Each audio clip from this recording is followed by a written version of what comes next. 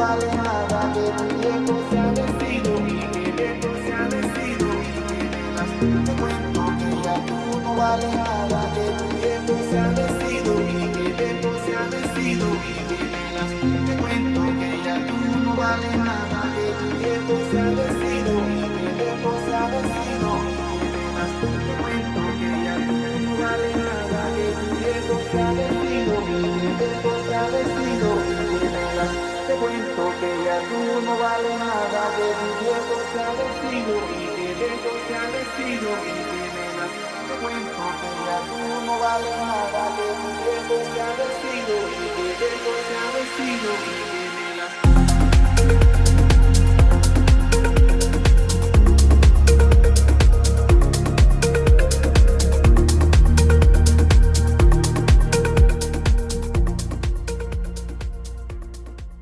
Welcome, everyone. We're so excited to be here. And thank you, Kane, for having us. And we can't wait to get started today.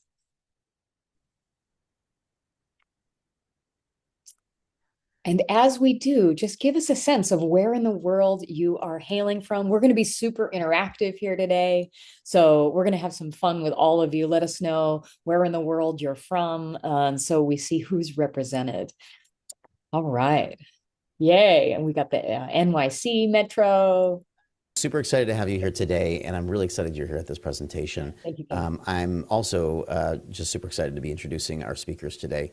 Brian and Jennifer are extraordinary people and coaches, and just incredible minds. I've known Brian now for over 2 decades. He was one of my original executive coaches and made an extreme impact on the way I relate to and interact with people and leadership and how I've run my businesses, and really was he was the first person that really started having me understand the power of relationship dynamics and how it could change your wealth and change your capabilities, and change all the impact that you're making in your life.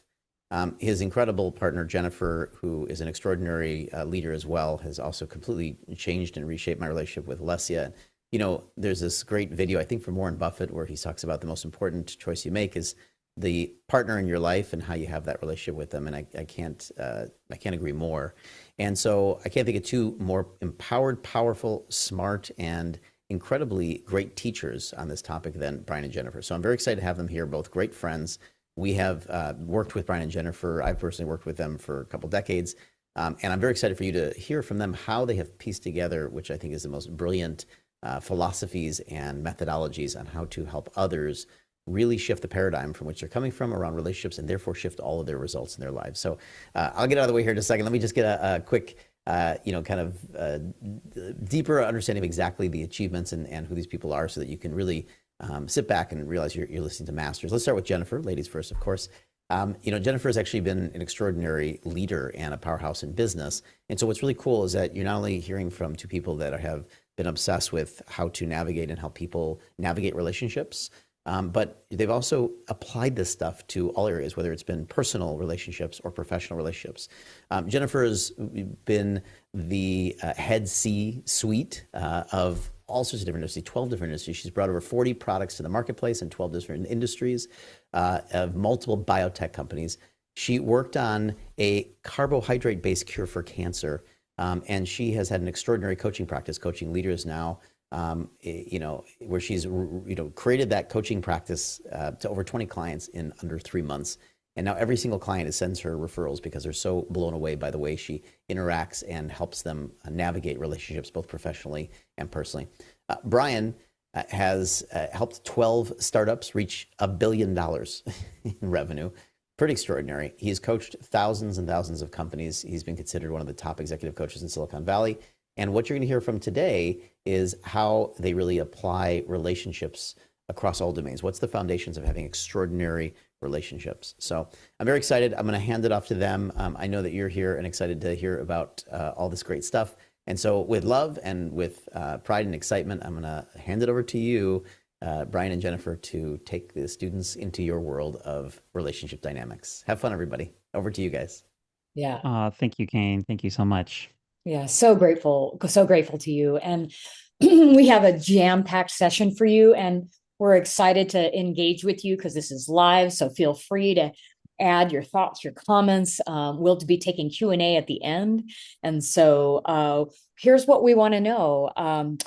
As we get started today, we want to know two things. What's your professional background? Just so we get a sense of like the array of diversity here. And what is your current relationship status, right? Now, what we're going to teach you today applies in business, in family relationships, friendships, partnerships, romantic relationships. But we want to know what your current relationship status is and what your professional background is. So we got a flavor, so we want to see who's here, in today's world, as you know, because Kane's been talking to you a lot about it. AI fluency is no longer optional. But the thing that we want to talk to you about today is that human-centered leadership and relational skills is the new competitive advantage, right? Things like empathy, inclusion, emotional intelligence are no longer like the soft skills.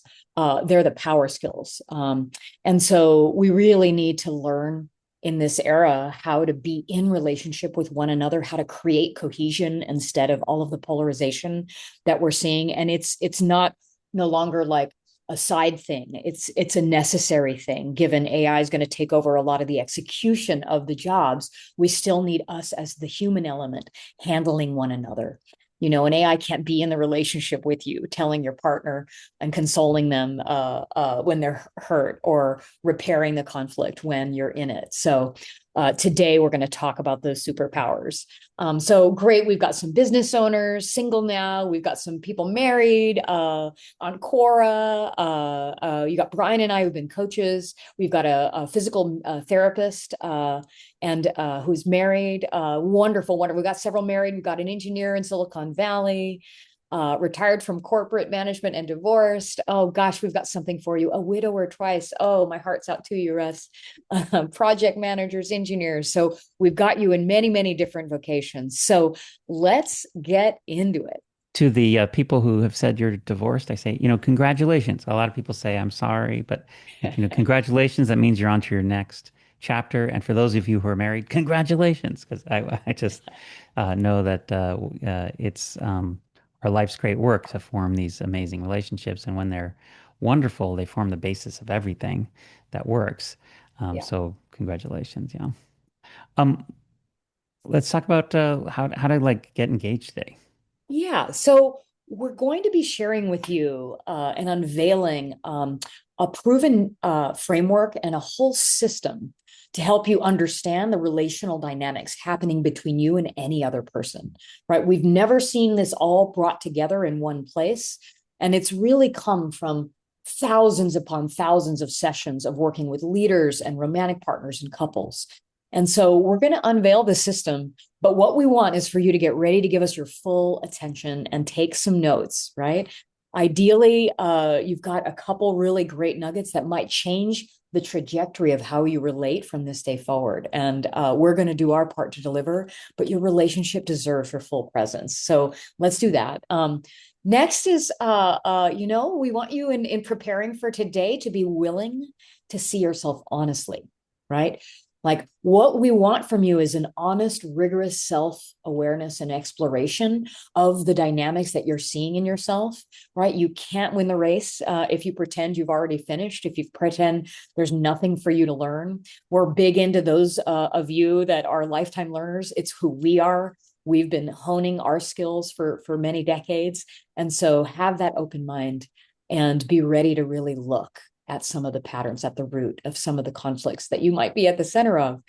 And now also, we want you to start the most transformational journey that we've ever seen and create some insights because anything is possible if you stick with it.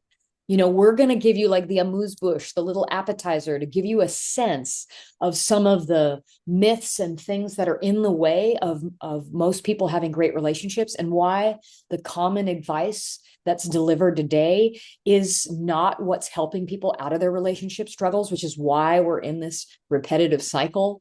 So we're going to uncover that so that there's a whole journey we're going to ask you to step into with us that everyone around you will be happy that you did, and you will never be confused in any relational situation, and really have that advantage of being the kind of leader, family member, friend, romantic partner that can lead, serve, inspire, Hmm. and relate in a conscious, healthy way. So we are excited to do this with you today. So welcome. Thank you for being fully engaged.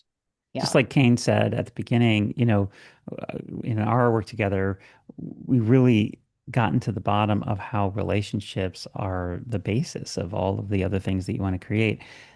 By far, I've done all this transformation. Jennifer and I both, we've done every workshop known to man, learned dozens and dozens of modalities of personal growth and transformation and NLP and, Gestalt and everything that you could imagine. And nothing has been more transformative for me than mastering relationship dynamics together with Jennifer and building the love relationships and the core, the most trusted relationships in my life, and learning how to make those thrive even after conflict. That has changed everything.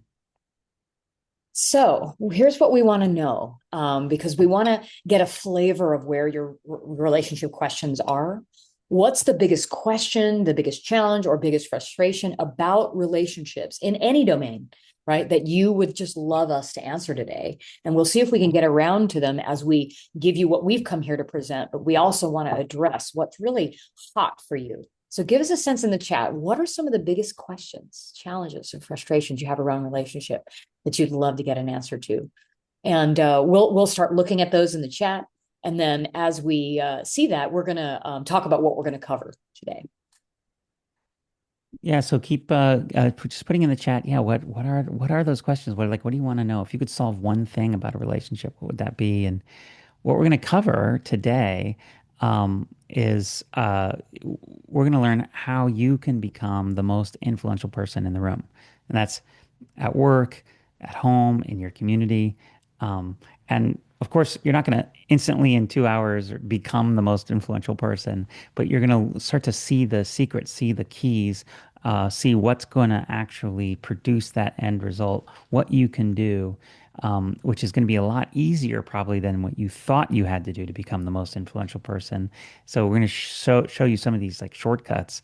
But of course, to actually be the most influential person, you have to work over a period of time, get a coach, get like guidance and make sure that you, work like when we work with our students, we do the course over several weeks so that we can actually realize those results. But you're going to see the keys to it today. um, Three powerful relationship myths we're gonna dispel, and we're gonna give you the core beliefs that replace them today. So the three most powerful relationship myths that keep people stuck. Because when you believe a myth, it means that like if you have a myth that aspirin doesn't cure headaches, then when you get a headache, you're not going to take aspirin, and then you're going to still have your headache. So we're going to show you what the myths are that are preventing you from taking the steps that you actually need to take to have the most powerful relationships possible. Um, we're going to also give you a proven roadmap to move any relationship from dysfunctional to extraordinary, even if you're the only one doing the work. So we're going to show you the roadmap, and we'll also show you the program that you can do to master the tools you need to actually walk down that road and make sure that that's exactly what happens. Because to me, this is the most important thing in relationships is how do you, if they start to have a friction, if they start to have how do you reverse that direction and make them extraordinary relationships? So we'll go through how to do that. Also, there's all these hidden exit ramps. We're going to show you a couple, and we have a course that we're going to tell you about. In that course, we're going to show you all the exit ramps. But in this just couple hours, we're going to show you a couple exit ramps, because exit ramps allow you to stop a pattern. Most of us, even if we're aware of a pattern, we can't stop it because we're trying to exit the freeway when there's no exit. You can't just drive off the freeway. You have to wait to the next exit. So we're going to show you where those pattern exit ramps are that make it easy to make changes in your relationship instead of hard. Um, and then, of course, how to use our unique system really to lead, serve, and inspire anyone at all. Like imagine that. What could you do at work if you if you could lead, serve, and inspire anyone, any customer, any employee, any partner, any investor, what would you do in your home life? What would you do in your family? You know, some of you have teenage children. Like, what would you do if you could lead, serve, and inspire your children so that they actually had the advantages that you've always been hoping that they've been having? So, which of these, just real quick in the chat, which of these are you most excited about that we're going to cover today? Which of these speaks most to you? Because we want to understand who you guys are and how we can help you the most. Um, and we got all of them. We got a lot of all of them. Wonderful. Also, stay to the end. We're going to be on for about 2 hours. Stay to the end because we have a free gift for you just for coming, which is our 10 breakthroughs to upgrade your relationships from ordinary to extraordinary. This is an incredible process that goes through 10 specific breakthroughs. And it's completely easy to, you read them, you understand them, and you can implement it. It gives you a step-by-step exactly how to do the breakthrough. Yeah, it doesn't require that you are some extrovert or charismatic genius or something. You just follow the instructions and you'll get the breakthrough. Yeah, what's cool about this, for those of you that stay to the end, we want to give you the link to this. And um, a lot of people teach you, whether they're therapists or books, and the common advice is really taking you from dysfunction to function, right? How do you go from sort of thinking you never get any of your needs met to maybe you can function and be okay in your relationship? And this guide is doesn't leave you there. It's like, how do you go from dysfunction to function, but then functional to extraordinary? And so it's 10 of the major mindsets and breakthroughs that we see are the advice commonly delivered, that we're all sort of swimming in, that when you look up AI, it'll tell you, when you talk to your therapist, it'll tell you. And what's the counterintuitive idea that actually is what, in our experience, the greatest leaders we work with, the greatest couples that we work with are using. So stay tuned for that. And Emily, since I saw that you were bummed, like since I know that you can't stay, if you make sure to reach out to me, I will make sure that you get it. Because it's the intent that counts. We want to see that you're staying at the end. And so for a few of you, I'm going to give you this. And if you want to email me or text me, I will get you that. All right. So we got you, you guys. All right. Let's talk about So, ROI, Brian. Why are you we know, talking about this topic? return on investment. As a younger man, I guess like many people, I was just obsessed with how do I make the most money? And I studied like who are the most successful people? What were their secrets? The secrets of the rich and famous, the secrets of, I worked with my mom on creating a business training for the 7 habits of the highly effective people from Stephen Covey. We wrote that business training together, and it's like, what's the secret to success? And again, I kept coming up with this interesting stat. There were studies that showed that, um, for example, that married people are twice as likely to be millionaires as single people. And people who have healthy relationships are twice as likely to be promoted than people who have toxic relationships. And I was like, it kept being like this secret love, this true love factor that is underneath financial success. Of course, the cost of failure, some of us have been divorced here on this call. We know divorce can cost you half your net worth or more. And almost no other mistake can be that expensive. So the stakes for financial success in relationships are so high. But we don't study how to be great husbands, wives, boyfriends, girlfriends, partners with that same intensity. Lifespan. Um, so, uh, so there was a Stanford study on how long people live, and they showed that there was a 50% increase in lifespan, meaning people live 50% longer on average when they have healthy relationships.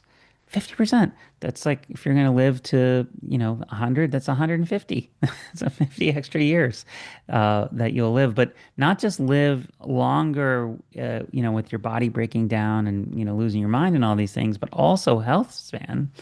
All the studies on Alzheimer's, they started to call this one group of people super agers because they age so well. They age decades longer than the average person when it comes to memory care, having your cognition abilities, your physical abilities, mobility, and number one factor that all the superagers have in common is strong relationships.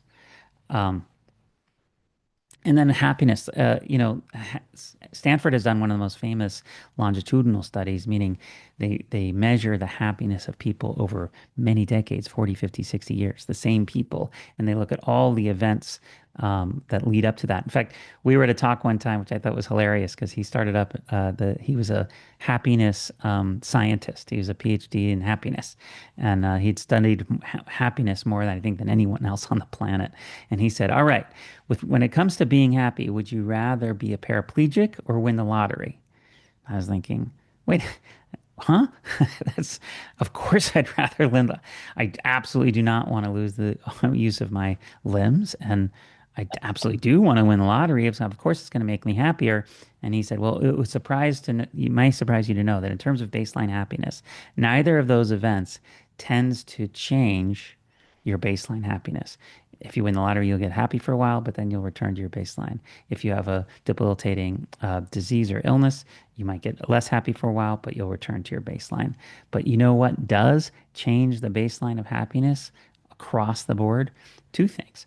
One is quality of relationships, having high quality relationships. The other, by the way, is sleep. So sleep and relationships are the key to happiness. So in terms of ROI, there's just no other thing you could possibly invest in, study, work on, master, get better at than relationships. If you take some portion of your income, some portion of your time, and dedicate it every week, every month to getting better at relationships, you're going to get more ROI on that than anything you could invest in any stock market or get rich quick scheme or professional skill. This is the one that's going to give you the ROI. And I think it's even more important now.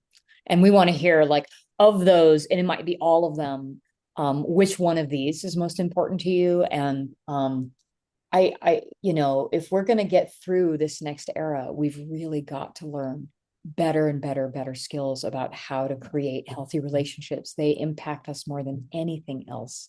So we're excited to see. Are you here because you're excited about the financial success that getting really great at leadership is going to give you? Are you here because of the lifespan, health span aspects that you already know that you're a much happier person when you actually have great relationships in your life? And that your body is healthier? Or is it about the happiness and fulfillment and joy of really having great love in your life? Like, give us a sense. Is it like finance, health, or happiness that has you most excited to potentially invest in getting Yeah, a lot all better? Right. So Johan, he's like financial. And then it's a compounding effect, is what Emily is saying. Yes. Excited to make the connections. Yes. All of them. yeah. Wonderful. Yeah. So let us So know which one. Tikkun olam. I don't know what that means. You'll have to tell me, Belle. Health and happiness. Wonderful. All right. so Well, we're going to keep investing going, but keep going in the chat. Yeah. investing in your relationships, your ability to have extraordinary relationships, obviously the highest ROI of anything you can focus on your life. But why don't people do it more? Why are there no relationship courses in high school? Why is it one of the things we spend the least time and money on? 'Cause I think it's because until now it has been one of the most difficult to learn. It's been very, very challenging. So a small amount of investment didn't really yield anything. You'd work a little bit on it and get frustrated because there's really never been a system to make it simple enough to master, at least until now. And I think that this is the big shift. It's been extremely high effort and extremely high reward, but now that effort is coming down because of the system that we're about to show you. Let's just tell you a little bit more about us. I know Kane introduced us, but after decades of coaching in Silicon Valley, I've helped 12 startups, as he said, reach over $1 billion in revenue, and we've probably helped close to 100 unicorns. But between Jennifer and I, we've done 30,000 page coaching sessions, and we've trained thousands of coaches in business and in love coaches and business coaches. And And we really cracked the relationship code by analyzing thousands of marital conflicts. We looked at lists and lists and lists of conflicts and figured out why are they fighting, what's going on. And so with that, we created a breakthrough system that we've used with the most powerful technology leaders in the world, in their relationships on the board and their employees, but also in their love lives and their marriages. And this applies to businesses and marriages and families. And in case you haven't figured it out, we're not just wearing red together. We are also married. You know, we're madly in love. And Partners in life and in love and in yeah, business. Yes. we've been together almost 20 years, and every year is more fun and exciting and juicy and amazing than the previous year. And this is no different.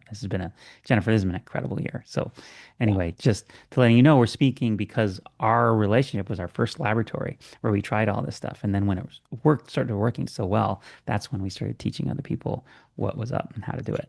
And just to give a little plug on you, Brian, Brian has been the lifetime trusted advisor of some of the most famous C-suite executives that you might even know, their names of, or at minimum, the companies that he's worked for. So he's been really the behind the scenes pocket CEO, pocket advisor guide for them. And we've both become highly sought after relationship experts and coaches that people have fired all their other therapists in order to come to work with us, and including some of the big named ones. And so we come to you with a ton of experience, having looked at thousands of conflicts, worked with tens of thousands of clients. And we're really excited to unveil to you what we've learned from all of that to make it easy so you don't have to spend the decades doing what we've done. But I just want to spend just a moment, especially given the beautiful phrase from Bell about wanting to heal the world. I just want to tell you that we're doing this because it's more than just personal, right? Well, it's my belief that we cannot live in a world without war until we heal the war between the sexes, until we heal the war that we have inside ourselves. So yes, do I want you guys to have better relationships and more sex and more spark and to get along with each other? But it's not just personal, it's a political shift that we absolutely need to make in order for us to make the better decisions, to make the relational decisions that aren't just self-oriented, but are world-oriented. And so we're really dedicated to supporting that cultural shift. And what I'm seeing is this shift. See if you recognize this, right? I see us like when we're scared and when we're triggered, we're sort of in this pre-conventional, self-centered way of being. And it's no wonder if we're in survival and we don't have love, safety, and belonging. But that kind of level of development tends to make bad decisions, tends to make decisions that create win-lose, right? And we call this level like a codependent kind of way of relating, where we're in relationship in order to prove that we'll never get loved and that we won't get our needs met, right? And that's sort of the bottom rung. But some of us are moving into sort of what I call the middle rung, which is sort of the conventional way of relating. And in that way of relating, it's like, oh, I'm in it in order to try to get my needs met. Like I'm feeling a little bit more independent, a little bit more empowered. And the only issue with this kind of love, and this is where most people begin and end, is it's a fairly transactional version of love.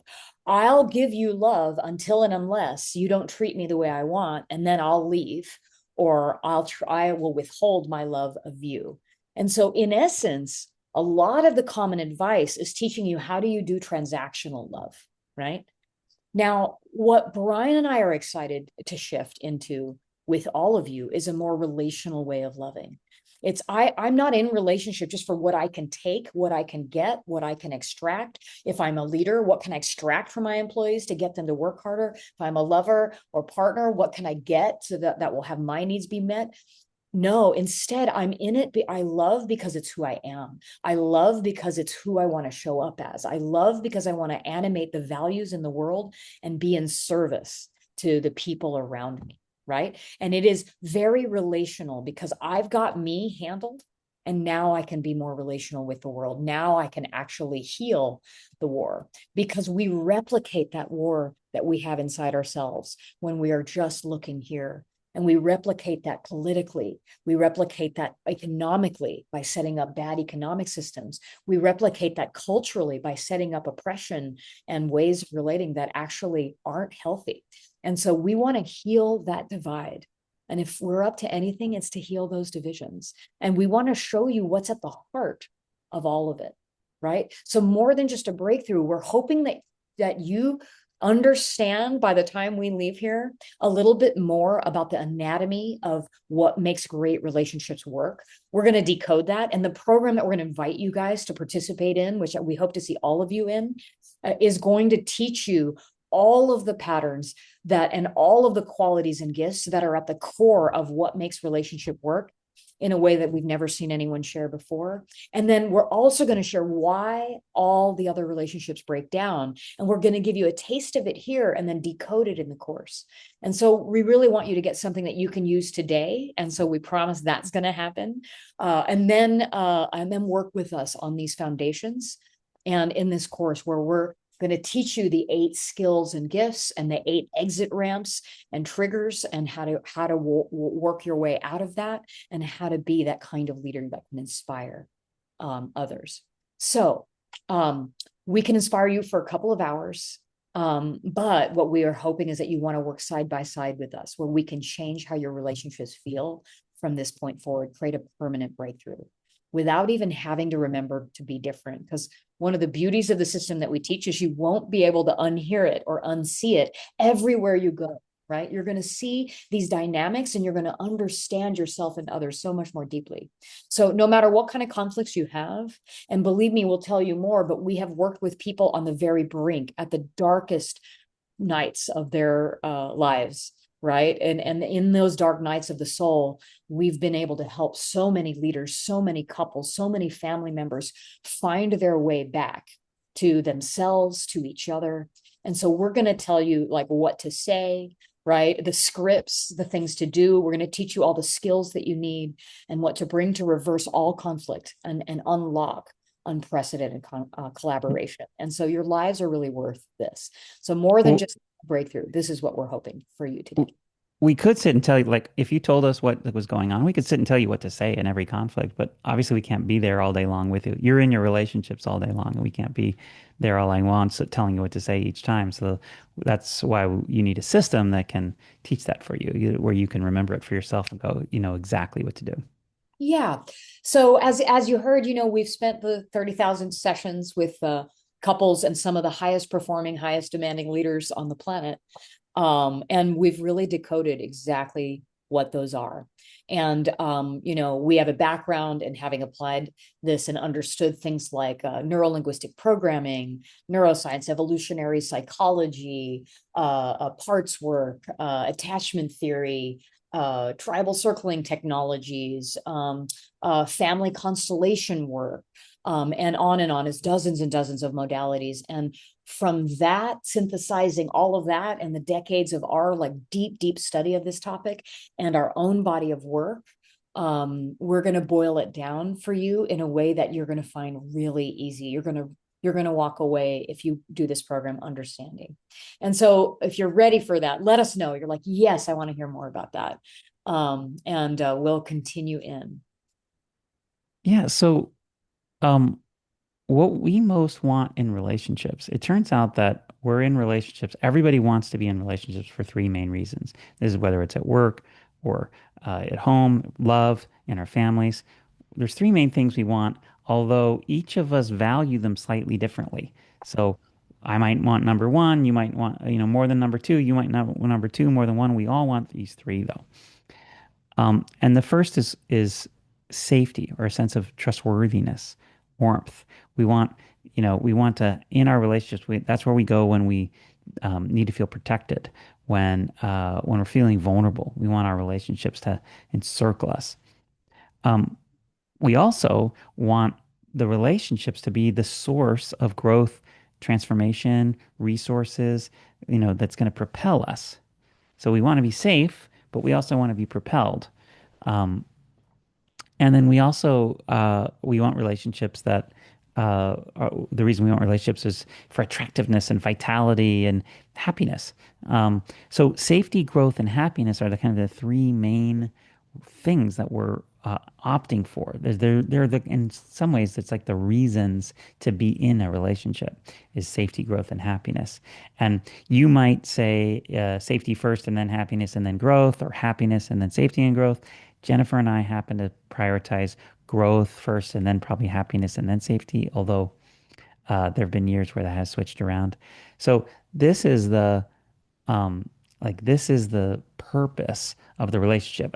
Every relationship skill that you learn should enhance safety, growth, or happiness. And if it doesn't, it's probably the wrong skill. So which one of these is the um, the one that is like number one for you? I think for us it's growth, but a lot of our friends it's happiness or safety. Which is the one that's number one for you? And go ahead and put that chat in the chat when you hit a sec. Because what would it be like if you could figure out what was in the way of the number one, growth and then happiness or happiness? What was in the way for you of happiness in your relationships? What was the unconscious pattern that was suppressing that? And then how do you remove that? And that's basically what the system is that we're going to talk, because there is really only one thing in the way. Um, there's one thing that disrupts these three, and that is unresolved conflict. Because think about it, if we have a conflict, that doesn't ruin a relationship. But if you have a conflict and it only partially gets resolved and gets repetitive and repetitive and repetitive and repetitive, pretty soon that's resentment. That's one of the things that leads to distance. We start to have a conversation in our mind that isn't the one we're sharing with our person in relationship with our partner, or with the people at work. And then so now there's that separation. And if that separation doesn't get resolved, the conflict doesn't get resolved, eventually it leads to a break. And so I kind of think unresolved conflict, specifically unresolved conflict, is the relationship killer. Not conflict itself, but unresolved conflict. And it's therefore kind of uh, shocking that relationship that there isn't more investment in how to resolve these conflicts. Um, so let's talk about if unresolved conflict is the killer, then what is the anatomy of conflict? What's actually happening? Um, well, first of all conflict starts with a disagreement. But disagreement doesn't have to mean conflict. Like Jennifer and I could disagree and it doesn't cause a conflict. I could say, I like this slide better. She could say, I think we should do that slide. It doesn't have to be a conflict. It's just two people who like different things. And in fact, synergy, which is 1 + 1 = 3, synergy is when two people work together and the sum of their work is even greater than adding up the parts. This synergy and conflict have the same root cause, which is disagreement. You can't have collaboration and synergy without disagreement. But if disagreement leads to a trigger, so the first thing is that we have a disagreement and then someone gets triggered. And the thing is, although the trigger it would be the most powerful thing to change, it's invisible because it happens unconsciously. We're actually not trained to see our own triggers. When I ask you what your trigger is, you actually will probably think about the thing outside of you that triggers you, but you don't see the thing inside of you that actually is the trigger itself. And that's weird because other people wouldn't be triggered necessarily by the same things you are. The things that trigger me might not trigger you. So it's the most powerful thing that we can shift, but we have to be trained in order to see them. And then a trigger creates an unconscious reaction. That's like a pattern. We call this pattern behavior sometimes. And it's predictable to other people, but it's often invisible to us. So I get triggered. I don't know what's in me that's triggering me. I think it's outside of me. I have an unconscious reaction, and then other people see that as unconscious, but I think I'm just doing the right thing. And then I'm running this pattern all day long, by the way. even very, very subtly. I don't have to like lose my temper in order to be triggered and run unconscious pattern. It can be just a little bit of an undertone. I'm doing this all day long at work. I'm doing it at home. And then that unconscious patterning leads to misunderstanding. The fundamental attribution error, which says that you think that basically your mistakes are based on good intentions, but bad attention. Like I wasn't paying attention, so I made a mistake, but I meant well. And you think that other people's mistakes are based on them being very attentive, but having bad intentions. You think they're trying to manipulate, control, get out of work or criticize you or make you feel bad. And that's the error, that misunderstanding, which then just creates this whole pattern. Also, what creates more triggers with other people is your unconscious reactions. And what triggers you is their unconscious reactions. So you get in this kind of loop, which we're going to show you how to exit that loop a little bit later by describing it a little more deeply. Um, and then Jennifer, you made a great point. We were talking about this yesterday about what's really different about our work than so many others.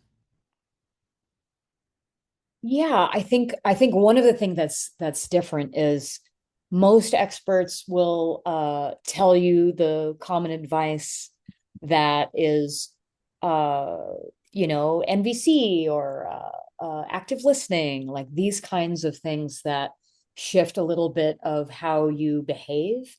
And most of these things are sort of temporary band-aids, but don't get at the deep heart of what is it underneath the conflict that's sourcing it to begin with. What's the value being stood for underneath? And so a lot of the expert advice will give you sort of a temporary band-aid and kind of teach you to behave nicely, but it doesn't take you all the way through the resolution process. And what's different about what you're going to learn from us in the program is that a lot of what we're going to teach you will feel at first incredibly counterintuitive, right? Like it will feel like, wow, this is the opposite of what I'm being told to do. This is the opposite of what I'm actually like wanting to do. And those tendencies that you're following instead are why you keep going in a toxic cycle, why you end up having these conflicts that happen decade after decade, year after year. And so we really uncover like why that common advice is leading you into the same patterns, why it isn't fully resolving it, and then why the conflicts come up again and again, and what is the counterintuitive move, right? Because when you get the expertise to try to sort of placate or relax the conflict, you're never getting underneath it. You're never seeing what's really there. And so it's actually just extending the fight, right? You're putting the band-aid so that you can get through the night, but you're not actually permanently resolving it, permanently rewriting the pattern, creating an exit ramp that reliably takes you out, and doing what you need to do after the fact, right? And we're going to teach you both. What do you do upstream and what do you to prevent it? And then what do you do downstream? There's like 8 things to look for upstream, depending on what kind of conflict's coming up, and 8 things to look for downstream. And so we're going to decode those in the program, and we're going to talk about one of them today. But it's a counterintuitive move. It's different than what you've probably heard before.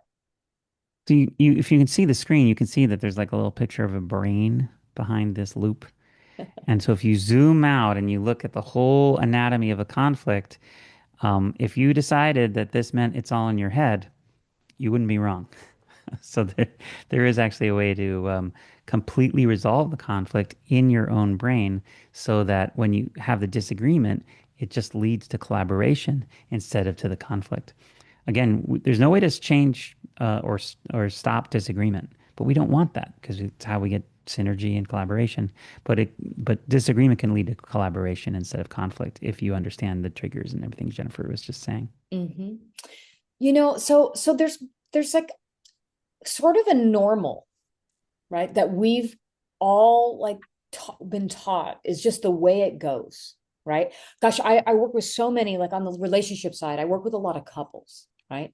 And there are tropes that you hear everyone say, there's a loneliness, like it's hard to find love. When I work with single people, they tell me how hard it is. There's no good men, there's no good women. It's so hard to find love, right? And so and then we buy this And then that becomes our experience, right? And so maybe you're in the pain of that. And we want you to have the support to figure out what is it that's creating that, like holding love at a distance, and decode what that is. Here's another common trope.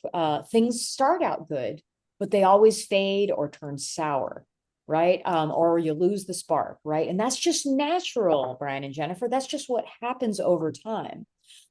We're almost 20 years in and we act like newlyweds. I mean, you should see us. We're like almost nauseatingly sweet and cuddly and kind and hot and beautiful with each other. And we want you to not fall into that trap, and we also want to just understand the pain of being there, and that doesn't have to be the way it is, right? And then, gosh, the skyrocketing divorce rates, right? Where you're losing everything. Not only are you losing like your a lot of the financial stability that you co-created together, but you're also losing the like emotional stability of a partner, that where you could get through anything if you have someone to come home to that loves you, right? So we know this pain in and out, and we know how common this is, and it doesn't have to be this way. And then on the leadership side, since we work with a lot of high performance leaders as well, and have been for the last several decades, we hear coworkers rarely having your back. There's a sense of not the camaraderie and that you would do anything for one another, but that there's the politics that are getting in the way, right? So many egos to navigate. It's hard to get things done, right? And we hear that all the time when we talk to people about what does the collaborative environment and culture look like where you have a lot at stake, and what are the things coming up. It's impossible to find good help, right? We hear that all the time, right? And where it's clear that that leader doesn't know how to activate the highest potential of everyone they work with. And we want you to do that with everyone that you work with. We want you to know how relationship is not a role, right? It's an activity, it's a skill, right? That you can do from any position. It doesn't matter your role. And so it doesn't have to be that way, right? So imagine never being confused anymore, because you understand exactly why people are behaving the way they have, right? Imagine being able to predict what they say and do to permanently resolve the most challenging interactions. We've helped people resolve the kind of conflicts they've been unable to do in years. And then imagine knowing what to say upstream, right? Like I said, we're going to give you 8 scripts of what to do upstream to prevent it to begin with, as well as the 8 things to do once it's happening, right? And then imagine having a whole appreciation for the people around you, right? One of the beauties of what we're going to uncover here is that it's not just that you're going to tolerate each other, right? You're going to understand the deep values and gifts that they're actually bringing to the table that you aren't seeing, because you're just seeing what's triggering you and you're not recognizing that. And when you see that even when they're triggered, you can also see, well, what is that beautiful gift that they're bringing to me? Even though that same gift, when they're afraid, can lead them to have a very particular pattern, right? And then we want you to make the decision to master these skills so that your relationships ensure success. So we want to uncover that it does not have to be that way. And I love what some of you are saying. She's like, I've been together 53 years. So don't even just take our word for it. Take the word of some of you that are on this course and on this webinar, that it doesn't have to look that way. Mm-hmm. Yeah, so just pop a yes if you're ready to make this commitment to just a commitment to master your relationship skills, so that you can have these realities here on this page. Just pop a yes into the chat. We want to hear from you. And I appreciate what was said. It's like, I want to be able to hear the other people's thoughts. I need to be Mel Gibson in the film. We're literally going to give you that, where you're going to know. I mean, this is what people were saying. For those of you that were early and saw the testimonial reel, again and again and again, people were saying, wow, you guys have an ability to predict exactly what people are thinking, what they're saying, what they want, what they need, what to do, how to soothe them, what their biggest fears are. We're going to help decode that for you, such that when you talk to someone for only a few minutes, you're going to understand that. So tell us in the chat, because we want you to apply this right now to a particular relationship in your life, right? So just tell us one relationship in your life that you'd want to invest in improving. Is it your romantic partner? Is it a colleague at work? Is it your best friend? Like, who is it? Is it your son, your daughter, right? your father, your mother, your grandfather, your aunts, your uncles? Who is it, right? Let us know. Yes, and without MK Ultra, we're nothing insidious here. We promise. Somebody wrote something in the chat. Yes, we're not going to be controlling for any benefit other than the two of you finding more connection rather than for our own causes. Yeah. Great. My oldest child, Brian, you're saying you pick your son, your teenage son. Oh, this is beautiful. So just keep those coming, your spouse. That's great. Keep those coming. And then as we're going to share the next piece, just apply it to that, right? Just start to apply it. Yeah, we want you to have a breakthrough in this relationship that you're typing into the chat right now today. That we Right. actually want to give you a piece for it right now. And then, of course, if you like when people work with us over many weeks, then you can't even recognize it. It's just unrecognizable how these relationships can transform. But before we teach you the system, we have to bust some myths. There are three really powerful relationship myths, so that the myths can't get in the way of the system working. So we're going to bust the myths and then get into the system. The first one is there's super common belief, which I understand, which is that it takes two to fix a relationship. Um, and How many of you like heard that one before? It takes two. It takes two. Yeah, this is a super common. yeah, exactly. And but the new belief is that it only takes one person to shift a pattern, and the system organizes around new behavior. So it's not that it takes two and each have to change their part. People do have to change, each have to change their part, but so much of our behavior is an automatic response to the behavior that the other person's doing. So if I change everything I'm doing, Jennifer's behavior changes even if she's not trying to, even if she isn't enrolled in the idea of helping out, even if she is trying not to change. She can't help it because if I, instead of trigger her, offer her something that soothes her, she's just going to feel soothed. And then the response is going to be a soothing one versus a triggered one. Same thing in reverse. She can completely change our relationship just by how she's treating me. And then I'm going to naturally just respond, even if I don't, not clued in to the fact that, oh, we're doing a change right now. I might not be on board, but each person in any relationship at work, at home, with employees, with bosses, with customers, with your spouse, with your sons, with your daughters, each person can change the entire relationship.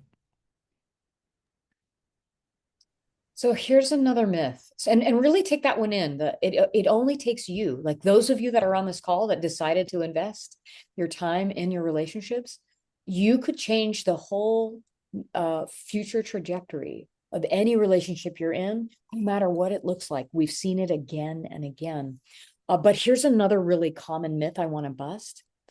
It's I need to be loved for who I am, right? I need to be loved for who I am. The opposite of that belief is they're never going to change. Yes. So we hear this advice a lot. And that we get in relationships and we think that this sounds like a good idea. Like you might be saying to me, well, Jennifer, of course I want to be loved for who I am. Like, why would I be with anyone that wasn't loving me for who I am? Right. And so one of the things that we notice is that there's a particular game most people are playing in relationship, and it makes sense on the surface, but it is often what's undermining their ability to have an extraordinary relationship because you have one point of stability that you need in a relationship or in anything in order to feel like safe and grounded, but you also need one point of mobility in a relationship, flexibility, right? So there's a stable point and a flexible point. Literally walking, locomotion is 1 foot planted, that's stable, and 1 foot moving. And that's what creates evolution and growth. Now, what you put as the stable datum and what you make flexible matters a lot. And the game most people are playing is I'm going to keep my identity stable, love me for me. I might not ever change. I want you to love me how I am, but I'm going to put my commitment flexible. I'll be with you and until and unless it works, until and unless I'm getting what I need, until and unless I don't like it, until and unless it gets really, really bad and you should leave, right? And so what we're doing is we're creating a very stable identity and a very flexible sense of commitment. And you might go, well, gosh, Jennifer, anything other than that would be codependent or signing me up for abuse or having me let go and lose myself. So it just makes sense that this is the advice. If you ask chat, it'll tell you these things. But this game of what's stable is your identity and what's flexible is your commitment is part of the cause of why the relationships aren't going well. So we want to replace this common belief with something very different, which is the reverse, right? So instead of a fixed identity and a flexible commitment, what if we reversed those and had a fixed commitment, right? Make that stable, but a very flexible identity, right? So you do need that one point of stability. And when you make it your commitment, whether it's to your employees, whether it's to your mission, whether it's to the health and longevity of your relationship, when the commitment is what's stable, then you create the kind of safety that will allow you to have the exit, the escape velocity to leave the patterns that have been following you through every relationship. And so that you don't keep going on the hamster wheel, if you let your identity be flexible, meaning you're willing to actually change and become a new human being moment by moment, day by day, it does change everything, right? Because you allow your ego structure to give way to something grander. But you know what? No one is doing that. They want to be loved for who they are, and they want their commitment. If you've done serial monogamy, you're going from relationship to relationship because you didn't like the one you were in and you left. And people leave too early. And the reason that it didn't work is because they were so ossified and limited by the identity that they had, right? That they weren't able to change and grow. And so they literally butted heads, or the relationship fizzled because of it. So have the courage, if you take a myth away today, to literally reverse these. Because when people are playing this game, when the game is, oh, I'm willing to die into becoming a new version of me in my relationship with Brian, right? When I'm willing to do that, then there's no fight that we end up in that holds us in a fixed pattern, because we become the versions of us that would never have that conflict. And I don't lose anything in this process. I gain it, because what I'm doing is I'm expanding who I am. I'm not losing anything important. I'm losing my limits. I'm losing my unhealthy patterns. I'm losing my automatic ways of being and relating that aren't conducive.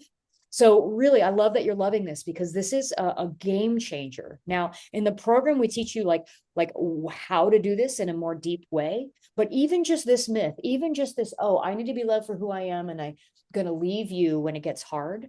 We actually want you to reverse that. Make your commitment what's stable, right? Make your identity utterly flexible. Be willing to be wrong, be willing to let go, be willing to not be set by your limits. So that's the second myth. So that's myth number Yeah, two. Yeah. the same thing applies in business. If you're an entrepreneur, if you have a fixed identity, I'm good at these things, I'm bad at these things, I'm this kind of leader, I'm not that kind of leader, we're this kind of company, we're not that kind of company.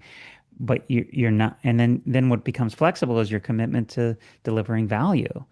But if you have a fixed commitment to delivering value, and then I'm going to be whoever I need to be to deliver that same value. When you take the course and you learn these skills, they're applicable not just to the most important relationship of your life, but to many, many, many areas. Yeah. And just notice how transactional that kind of love is. Even though it sounds good, it's the common advice. It's creating, and we just think there's more available than the transactional. I'm in my relationship to get what I need from you, and I'm going to be me, and you better be my needs vendor. That's just not as inspiring as what we're talking about. So here's the third myth, right? That we want, because these myths tend to get in the way of you guys having the extraordinary relationships, being the extraordinary leaders, being the great family members that you want to be. So the common belief is that if you change too much for your partner, you'll lose touch with who you really are, right? This is one of is a good next myth that comes if you have the first, the one that I just spoke about, right? So if you change too much, that's codependence. I'm going to lose touch, right? And that's the reason that we often give when we're in a lock and there's a need for us to shift or change, and we feel like our partner's forcing that. and there's something that we're losing in the process. And we feel very precious about this identity, this ego structure that we might lose. We want you to be less precious about your egos. We want you to like put them on like clothes that you can put on and take off in any given moment, because when you have a behaviorally flexible sense of your identity, you have ultimate access to choice. You can be the version of you that's needed moment by moment, situation by situation. So we want you to shift into this other belief, right? So the new belief is that you're actually the most compatible with a person who holds a vision for you, right? That is larger than the one that you hold for yourself. And that you're willing to become that. You're willing to surrender your identity to become the vision, not that you hold for you, but the one that your partner holds for you. And vice versa. They're willing to let go of that ossified, limited kind of ego structure that's trying to keep them safe and small. They're willing to let go and become the vision that you hold for them, right? And so here's why we talk about this, right? This was a radical thing that Brian and I did. And it is, for me, the one question when I'm talking to people about whether they're compatible or not. And most people talk about, oh, do we want to have kids? Do we have the same religion? Do we want to live in the same place? Do we like the same things? Do we have shared values? None of that for me is at the core of what creates compatibility. To me, there's only one question is it? And it's this: when I'm engaging with someone that I want to be partnered with, whether it's a business partner or a love relationship partner, are they holding a vision for me that's larger than the one I hold for myself, such that being with them means that I get to expand into becoming a greater version of me? And do I trust them as vision holders more even than I trust myself? When you find that person, gosh, you marry them, you partner with them, you walk through life with them, because they see you in two ways. You know, they see the best of you and they see the worst of you, usually when it's the people closest to you. So they have a very unique window in, right? And they have the ability to love you in both of those places.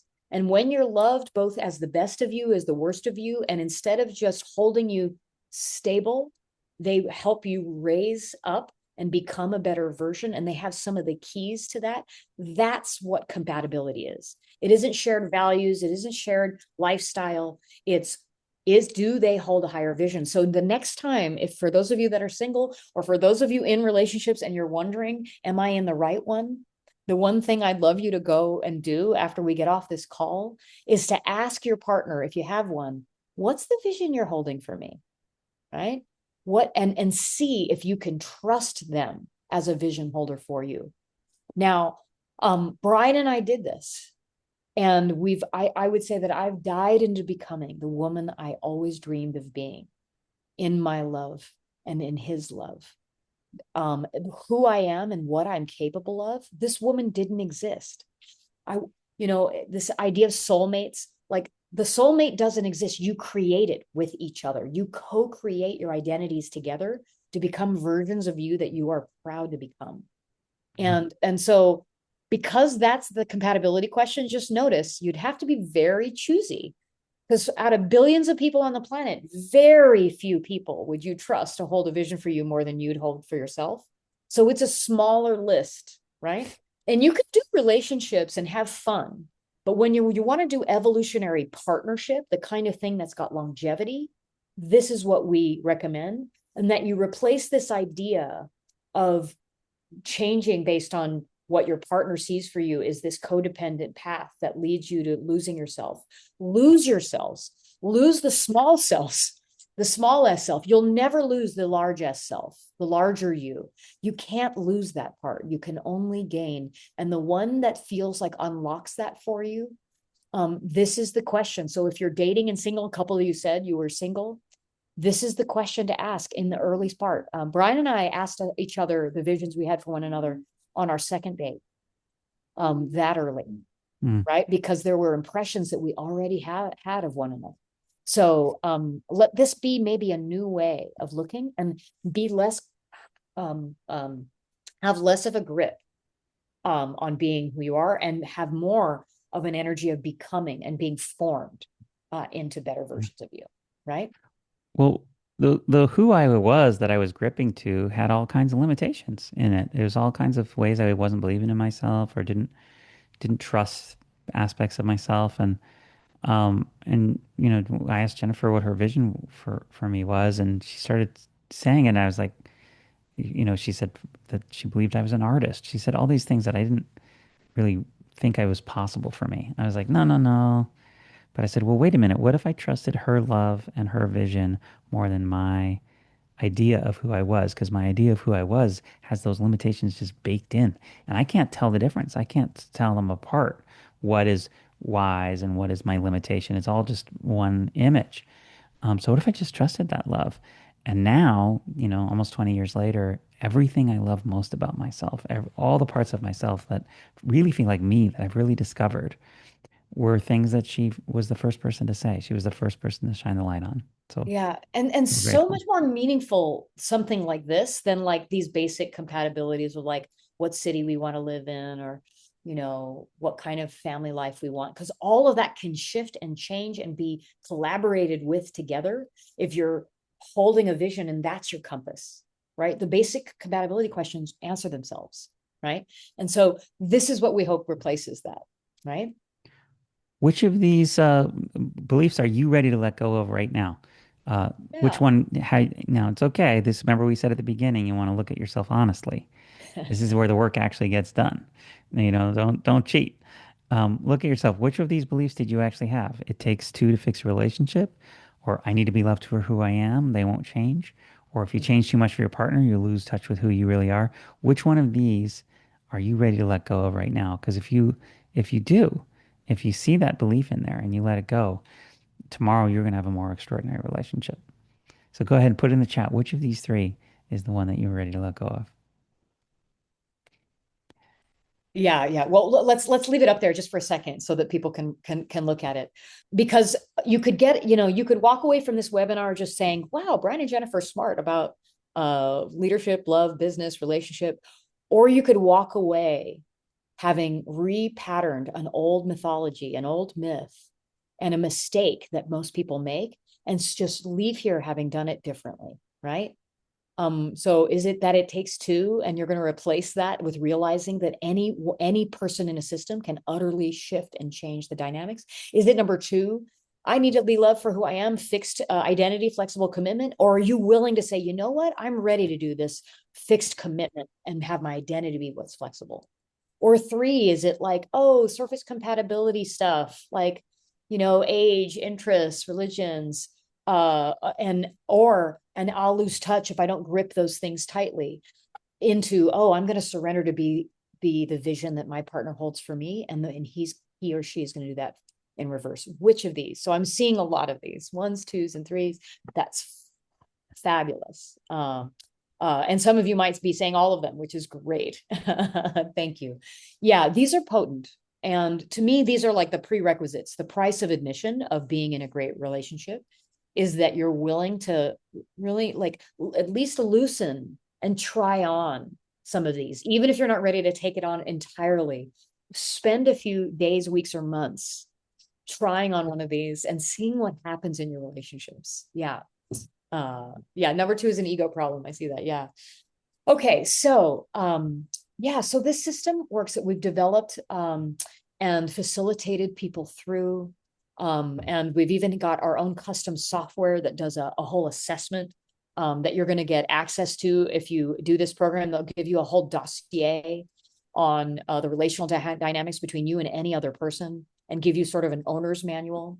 And we've applied this. I mentioned that I do a lot of couples work, and we have taken people that are on the verge of divorce, in addiction patterns and betrayal patterns, in patterns that have had them really at the very, very edges of leaving one another, and been able to apply what we're going to teach you in this program in order to bring these relationships back together, and not just back together in a compromise, like, I guess we can live with each other way, but in a deliriously happy way where they're each other's biggest teachers, advocates, and fans, and really having healthy relationships and more evolved relationships than they ever had before. And Um, not just one couple on the verge of divorce or two. It's been like many, many, many, many. many, and I bet, I mean, given how many years we've been doing this, I bet no matter where you're at, like let's say you want to learn these skills for, some of you said, for your spouses and partners. Um, I can guarantee you we've applied this in situations that were probably as intense or more intense Or than worse. Yeah. what you might feel stuck in. So it really does work. And so that's one in relationship. But Brian, let's talk about the business application. Oh yeah, I mean, I've had definitely business partners who like couldn't be speak to each other, be in the same room at all. Yeah, But even a, what was it? They had a there was a they restraining order. filed a restraining order. Yeah. Yeah. this this leader Uh, and their employees. there was a leader who like threw furniture. The police were involved. It was a mess. But they learned to master the relationship dynamics that we teach in the course, and learned our system. And they restored trust, started collaborating, and worked together successfully. In that particular case, they ended up selling the company together. It was great. Um, Yeah, and some of you said, gosh, I've got people that are like, there's gaslighting and there's bipolar and there's all these difficulties. There's self-absorbed people that I'm narcissism. trying to work with. I remember some of you said, like, will this work for that? And I'm hoping that those questions about how to handle that are answered. Yes, and it's because the toxic cycles that lead us into those patterns are really well known. They're well studied and known. And so given that, we can help you with any toxic cycle, whether it's on the mild spectrum, like a mild sideways glance or a little mild passive complaint, all the way to really aggressive, difficult, toxic behavior, because what unwinds those patterns is the same, right? So this system can definitely help you there. But it also works with family members. Several of you talked about wanting better relationships with your children, with your parents, people that you feel cut off from. And we've taught this system and worked with many whole families and brought them in and helped them heal and really teach them how to resolve entirely some of what's going on and Yeah. help their family be more reunited, right? So yes, we can work in each of those domains. Okay, so we told you some beliefs that, some myths, and we gave you some replacement beliefs, but are you guys ready for the one key to winning any argument? There's one thing that all you have to do is let the other person know this one thing, and you will absolutely win every single argument. You ready to find out what it is? You ready? It's that you're right and they're wrong. No, okay, I'm just kidding. This obviously doesn't work. This is what we all think that we want to try and convince people of. Gosh, Um, if they would just figure out that I'm always right, Brian, that would really solve everything. I swear it would. If everyone just realized I'm right. And uh, when we're fighting, Brian, you're wrong. I just, Simon is saying the wife is always right. There's two rules. That's rule one. Rule number two is refer to rule one. There's another joke like if a husband totally. speaks in the forest, is he still wrong? Anyway, but the but Uh, this is what all of every cell in our being wants to convince the other person, and that's the conflict. But it doesn't actually turn out that way. Yes, and comedy aside, it really is what it feels like. Like I know that we're making fun of it because we know when we're not triggered that that isn't the case. That's not what's going to solve it. And we know it's probably not possible that we're always right, our partners are always wrong. But when we're fighting for our perspective, it really does feel that way.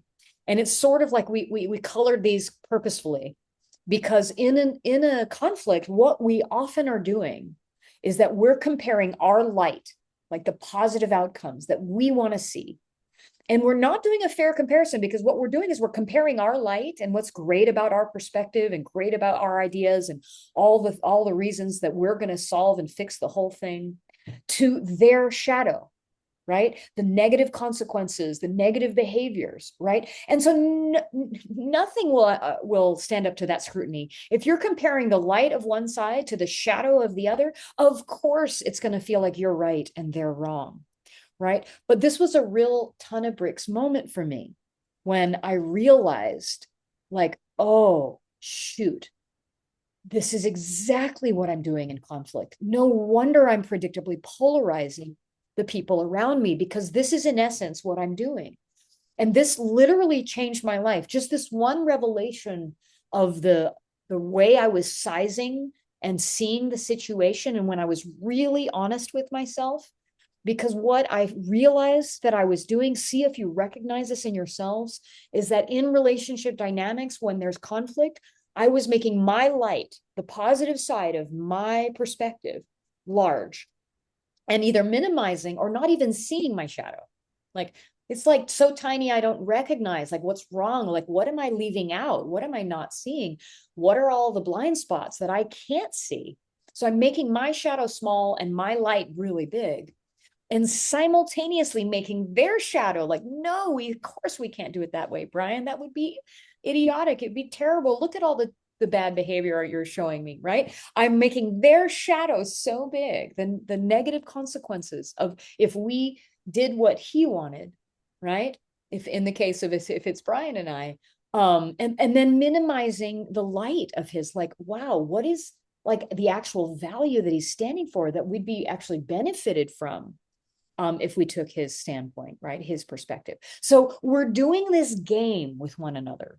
So remember how you said that you had a relationship in mind, right? We really want you to apply it, right? So just for a moment, right?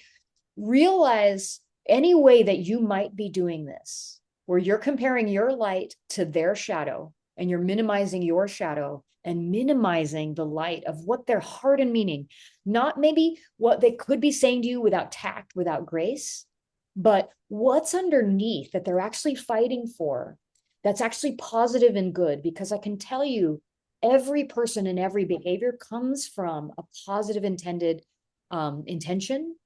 And it might be tactless or without grace in the way that they're bringing it, but there's always underneath every behavior a positive intention. So there's always light, even with the behaviors that you might look at and say, no, but that's just evil, Brian and Jennifer. You can't tell me there was a positive intention in this terrible person. Now, we'll tell you that there is, but this works for most conflicts, misunderstandings that lead to endless conflict. Because the more that you're seeing the situation in this unequal way, you're not right sizing it, the more you're just going to polarize each other. You're not going to listen. You're going to talk past each other. You're not going to be followable as a leader. You're not going to create harmony as a lover, right? You're not going to create unity as a family member when you're seeing it this way. So just go ahead and apply it to that relationship. See if, and if you want to share in the chat, you can, but see if this has you already going, oh, wow, here's where I'm at. Here's what I'm not seeing right in this relationship with my daughter, my family member, my friend, my spouse, whoever it is, right? Because here's what we want you to do instead. Oh, go ahead, Brian. There was a comment in the chat, and I want to bring it up because I think it's interesting. It was something like, Yeah. "Oh yes, we should be validating their point and validate their feelings." I was just like, what would you say? What's the difference between this insight and the sort of common practice of just listening, reflecting, repeating what the other person said, validating their point, acknowledging their feeling? Like, what's the Love it. difference here? Yeah, what's the difference? That's great. I'm glad you brought that up. So go to the next slide, because because I think I'll explain it in lieu of in part by showing you this. So yes, part of it is you're validating their feelings, their point of view. But what we want you to do even more than that is see the situation holistically, right? Notice the balance of what you're seeing on the screen now, where you see in its right size your light, and you see its right size their light, and the positive outcomes of what you both are each going for, even if it feels like they're opposites and that you can't find a way out. And you're seeing in its right size your own negative consequences of the blind spots that they're probably trying really hard to get across to you, even if they're doing it in a way that makes it hard. And then see their shadow in its right size. Don't make it bigger than it is, right? See it as it is, right? So more than just, I'm going to validate you and your feelings, which a lot of like NVC, nonviolent communication teach you. They teach you like active listening. Oh, Brian, so what you said is that what you really want is for us to be kinder to one another And that's what you really want. You want more kindness, right? Let me validate your feelings, right? Now, that's a good start if you went from just seeing the shadow. Well, gosh, you're just being complacent, Brian. You just want it to be nice because you're unwilling to see how bad it is now, right? As True a story. step into a healthier dynamic, absolutely validating their point of view. But we want you to go further than that, because if all I did was just validate his feelings, then I might be in the same fight next week or even in the next 10 minutes. So what I really want to do is get underneath it and go, okay, what is the value that he's standing for that I can then stand for counterintuitively? Because I'm sitting here on my side, only standing for what I want. Who would I have to become to actually stand for the value he's going for and hear every one of his complaints, every one of the places we're in conflict as an opportunity for me to do the opposite side and really climb into that and be a champion? Because what we want to do is have the both of us champion the light and help both of us minimize the shadow. So we're going beyond just in language only, saying I hear what you're saying and I validate that your feelings are real. I'll go as far as like, you know what? I'm going to champion the value of compassion and harmony in our lives so that I become a better person. Right? So it goes beyond the validation. I'm actually taking on becoming some of what they're asking in order to bring more shadow. And I'm taking on seeing the blind spots of how I've compensated my whole life for having sacrificed that. And therefore, I'm not valuing it in the way that I need to. So I'm willing to literally change who I am, not just validate what they think and feel. So yes, it's on the right track. It's on the way to it, right? And so conflict is impossible when each part is fully appreciated, right? When you really get these perspectives and you're not even putting your head in the sand about their shadow either. Like we're not saying pretend they don't have a shadow and pretend they don't have a light. We're saying, no, we need to see the whole thing. And when you see the whole thing, and again, in the program, we're going to teach you 8 specific conflicts. Like this is just the kind of overview, but we'll teach you the 8 specific ones that people get caught in and what to do exactly, like scripted and templated for you. But it will help you to actually appreciate each conflict, because you can't remain in conflict when you see it this way. You won't be polarized anymore, right? And gosh, in this world, I mean, if you guys would do the course just so that you would be an amplifier of ending polarization, I'd be hallelujah. We'd be on our way to a better world. Can I use the computer, your computer first? Well, check Yeah. it out, because polarization is when I'm on the left and you're on the right. Yeah. Like even So in it's the vertical. political system, left and right. And I'm doing light and shadow on my side, you're doing light and shadow, and that's polarization. But when you appreciate everything, you can actually do collaboration, which is where we partner, where both of us are trying to get both lights together.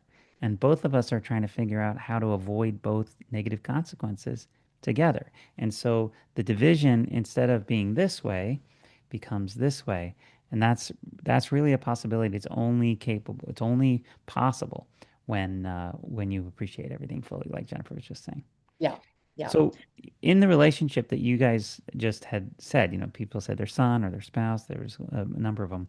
What is what's something you exaggerated? Either where have you exaggerated your light, or where did you exaggerate their shadow? And you could just say, I exaggerated in the chat, and say something you exaggerated. I know it's vulnerable. And it could be a minimizing or a maximizing. Sometimes like we minimize the some of the great things that they're bringing, and sometimes we're maximizing where the shadow is. And so look at where we minimize and maximize, just nonstop in our relationships, right?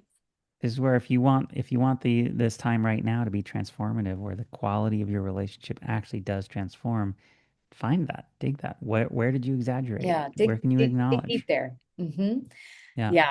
I know, Brian, it might be fun for us to give like a story example in our relationship where we Why don't you pick one? No, you go ahead. Okay. That's why I brought it up.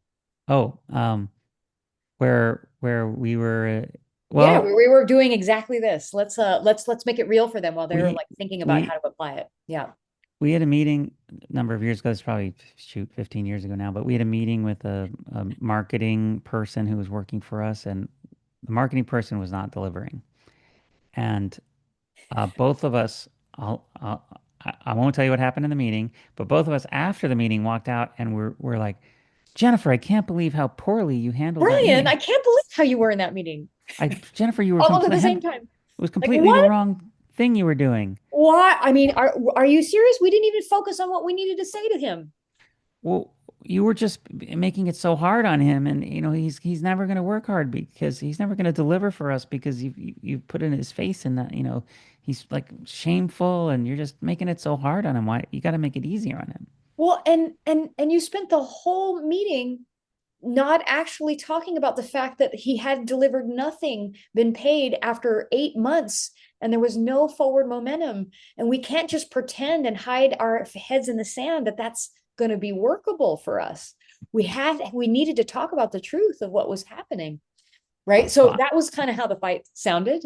I was exaggerating my good intention of making sure that he, as a team member, felt cared for, and I was minimizing my shadow of how I was not actually holding him accountable.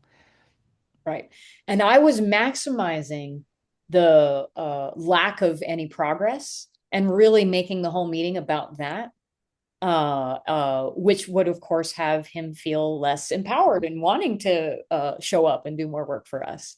And I was minimizing the value of like how it felt between us, like actually having it feel inspiring and yummy and juicy and empowering and good between us. And so I was minimizing that was valuable and maximizing how bad the situation was. And he was maximizing the need to have it be harmonious and to feel good and minimizing like the need for like a conversation that was true about the truth of what was going on.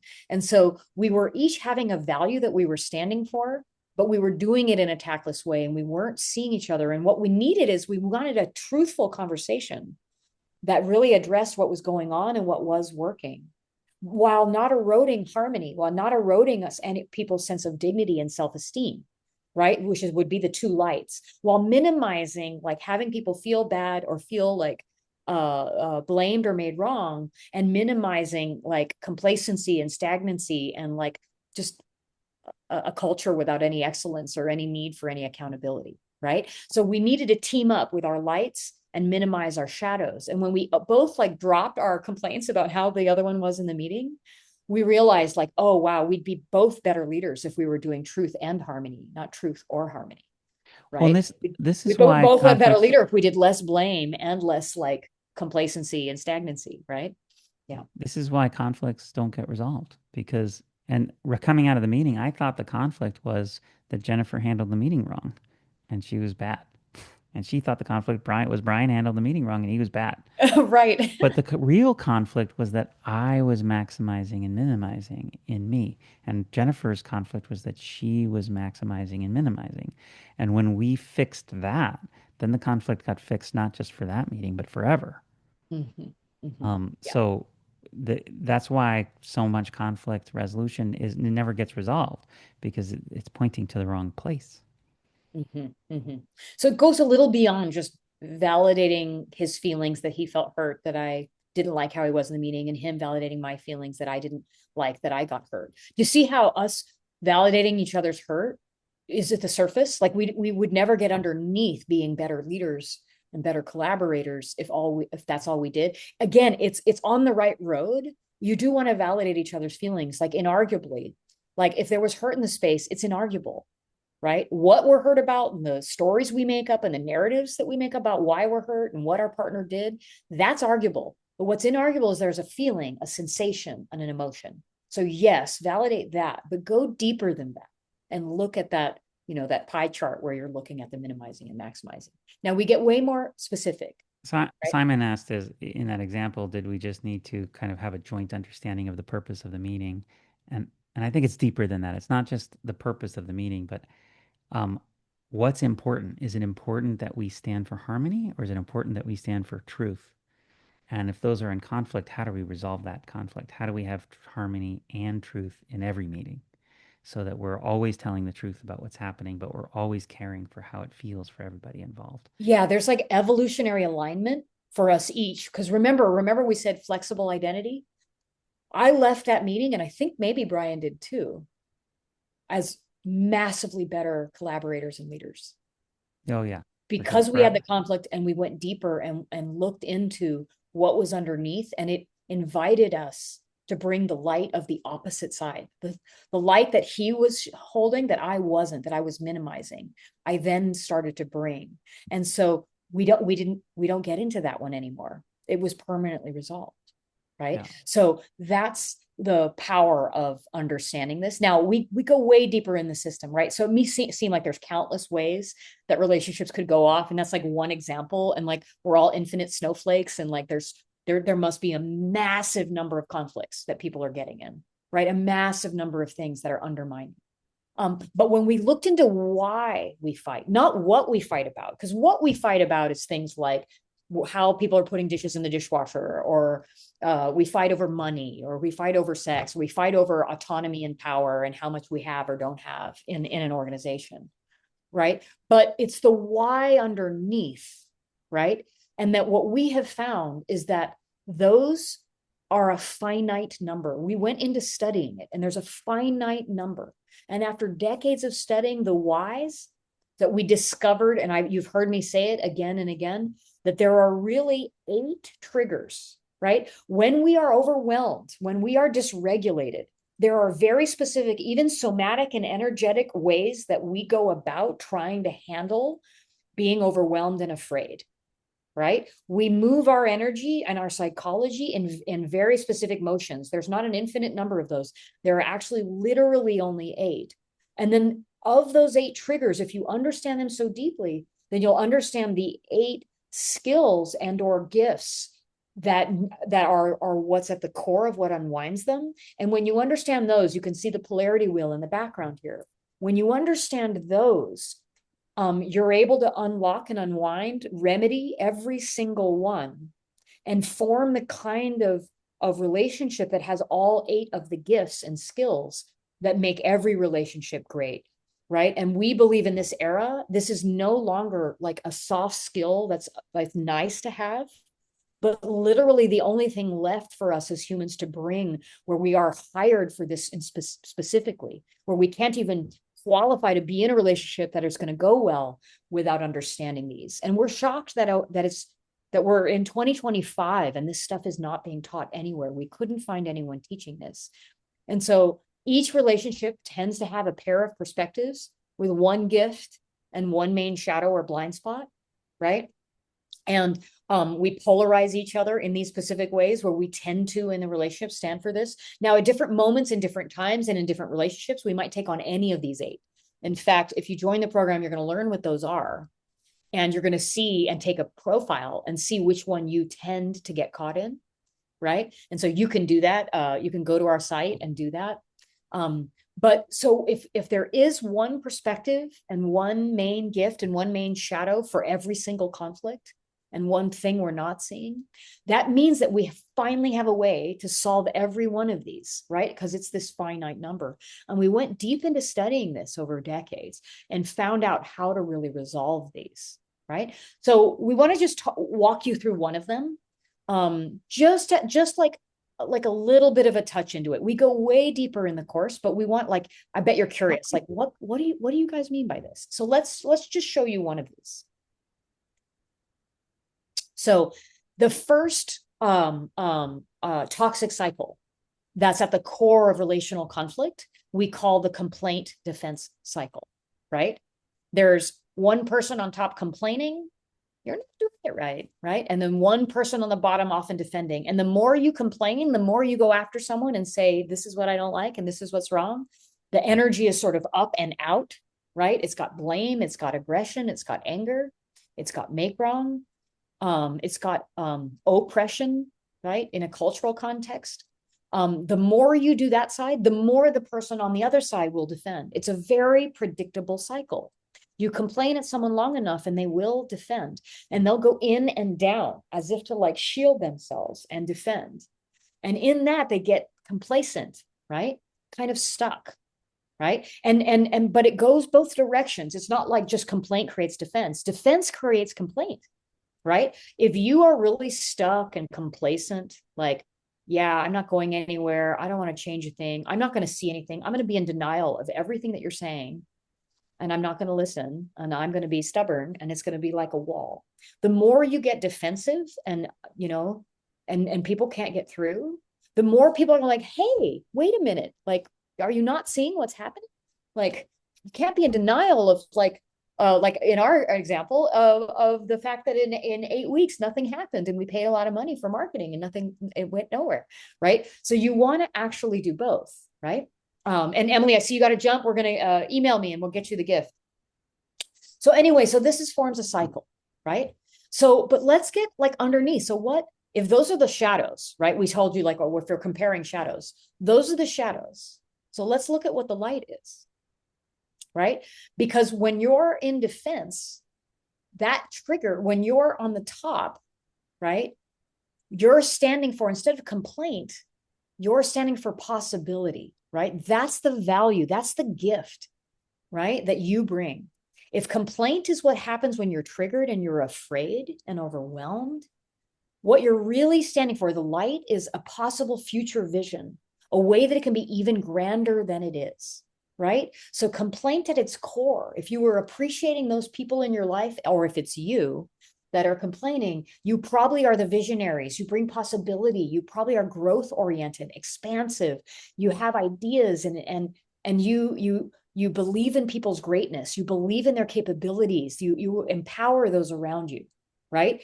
But just because you do that, it's when you're afraid, you probably also feel oppressive and aggressive and hostile and blamey and nitpicky and all of these other things as well. So possibility is one of the dynamics that we want you to learn how to bring.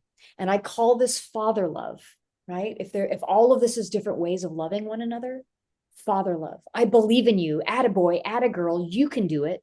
That's the way that kind of healthy father love often looks. Mother love is what's on the bottom, but father love is that like, I believe in you, you can do this. And that's possibility. So when you bring possibility, it doesn't create defense, right? But when you hold possibility as a value, you tend to be triggered when people are defensive, because it's like as if they're thwarting the greatness that you would stand for, right? And so the defense starts to trigger you when you hold the top pole. And so some of you are on the top pole where you hold more complaint. But you don't realize that the very thing that's triggering you is the very thing that is the natural reaction when you're in your shadow. So you're both triggering yourself and you're generating the very reaction that you are wanting to not receive from them. And so it's important that you see this.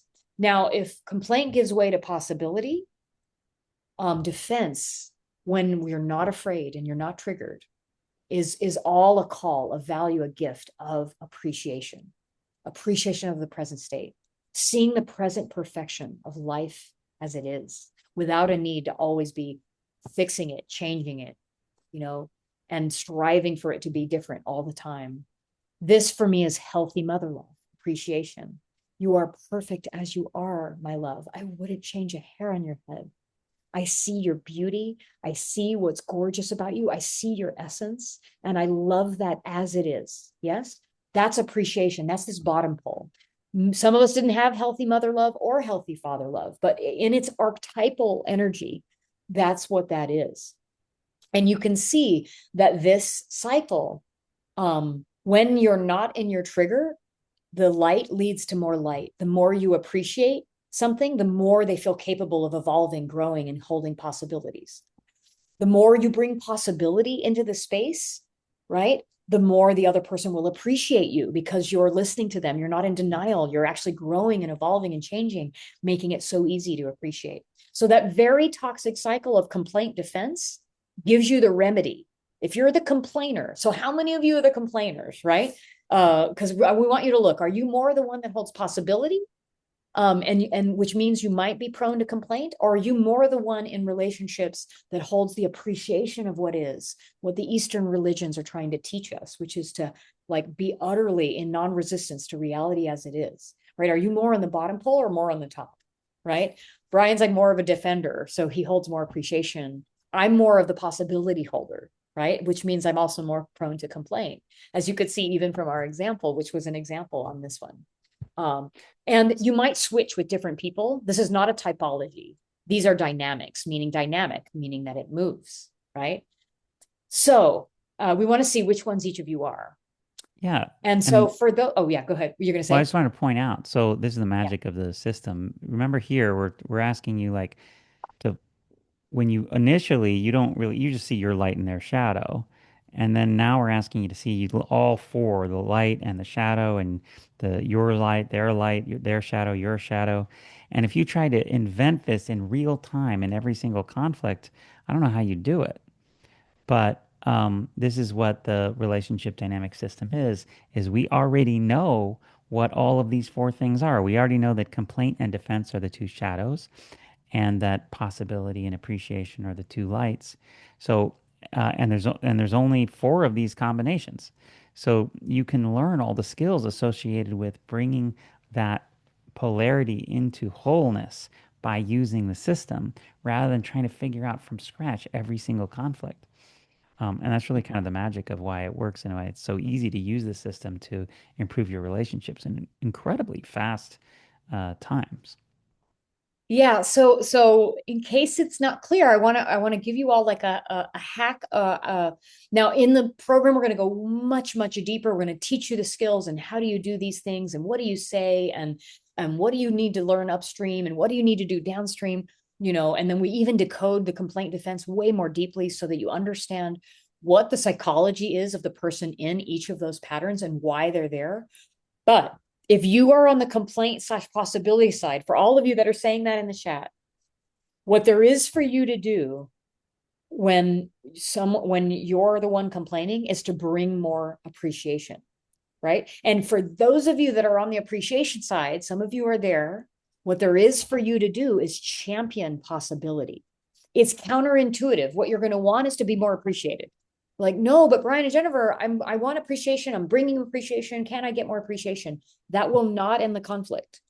What will actually unwind and get you out of the conflict is when you're down on the bottom, you actually champion more possibility. You open your eyes, you stop the denial, you take it in. And when you're in the possibility side, what there is for you to do instead of complaining and blaming and shaming the people around you is to utterly see that they are a brilliant and beautiful example of humanity's evolution. They are at their own cutting edge and see the perfection of that and appreciate them for that. And the minute you do, gosh, are they going to want to do anything and everything for you, right? So they will start to take on your visions. But if you're not appreciating them and you're berating them, they are the least capable in that moment of living into the thing you're wanting, not the most capable. Mm-hmm. So each one of these gives you a sense of like a decoder ring for all conflict. But believe it or not all conflict is that one. There are several others. There's 8 different conflicts that are at the root, and this is just one of the dynamics. So you can learn in the program that we have all 8 of them and all of the skills to do upstream and downstream to unwind any and all relational conflict, and how this all shows up in business culture and leadership and in collective environments, and how to actually create better cultures. And so we're going to get into all of that in the program, but you get to find out in the assessment that you get to take, which you can take this assessment for free and get a little free summary. You can figure out what your primary and secondary is and what your gifts and shadows, so that you can see if they're on the same dynamic, because you might find that you have one gift and then a different shadow, and so we'll help you decode that in the assessment. All right, so since there are only 8, yeah, you first can learn yours, where the one you tend to go most. And yeah. then you can learn your partners or others, your people you work with, learn theirs. And then only by learning 2 of the 8, you already are going to have a massive improvement in your relationship mastery. And then once you learn the rest, you learn all 8, you spend the 8 weeks with us, in the course and you really master the skills, then you can have a powerful, potent relationship with anyone because there aren't any shadows that aren't covered in this map. There aren't any behaviors that aren't explainable through these dynamics. So you just you'll once you've done it a few times and use the homework and the coursework, you'll be like, oh, I know exactly where they're at, and then you know exactly what the skill is that needs to remedy it, Mhm. and then you can do it. And this is the relationship dynamic system that we designed. It's a map of the four pairs of roles, toxic cycles, blind spots, gifts, skills, and remedies. It's all included in the course. So you can easily find which role you're playing and then get the scripts so you know exactly what to say, the exact language that you need to create the outcome that you want in love, in leadership. You know, if you want to find We think love. this we think this should have been like required. Like everyone on the planet, if you're collaborating with any other human and you're not living on a mountain alone, just talking to your chat GPT as your only companion, but who's not human, we think everyone needs to understand all of these pairs and how we're predictably polarizing everyone around us. And so the system is designed to give you that. And we go super deep in there, and you're going to see us demo it, and you're going to get to learn the skills, and you're going to really understand the psychology behind it, and 24 different aspects of the human personality system that is usually in the way and creating sensitivities and tendencies and ways of resolving and ways of creating more fear in the system. And we're going to show you all of that. And so we're really excited for you to see this system. And those of you that are on this call, you'll be able to lead it with the people and that you love most and interact with most. So, question is, will the system work for you? You know, sure, that's great for Brian and Jennifer. They're in love, they're happy. A couple of people on the chat are in love and happy. But, you know, what about your situation? You've got these unique, you know, things. Is it going to work for you? Well, we've designed it so it doesn't require like a PhD or a psychology degree, or it doesn't require being an extrovert or even being a people person. This works equally well for introverts and for people who, you know, like more limited social interaction. It works if other things haven't worked. If you've tried other things and it hasn't worked, that this is more likely even to work faster because you've already mapped the territory.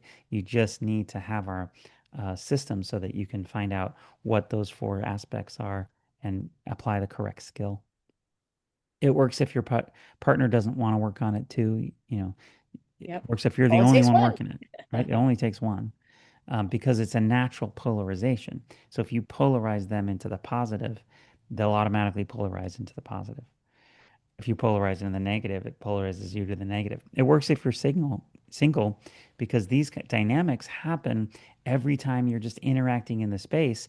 In fact, how you handle these dynamics is in part how potential mates and people you might want to be dating decide whether they want to approach you, look at you, interact with you, say yes to going on a date with you. So when you change how these dynamics work, it actually changes who's available to you if you're single. Yeah, emotional intelligence is not is no longer like um uh something you can ignore.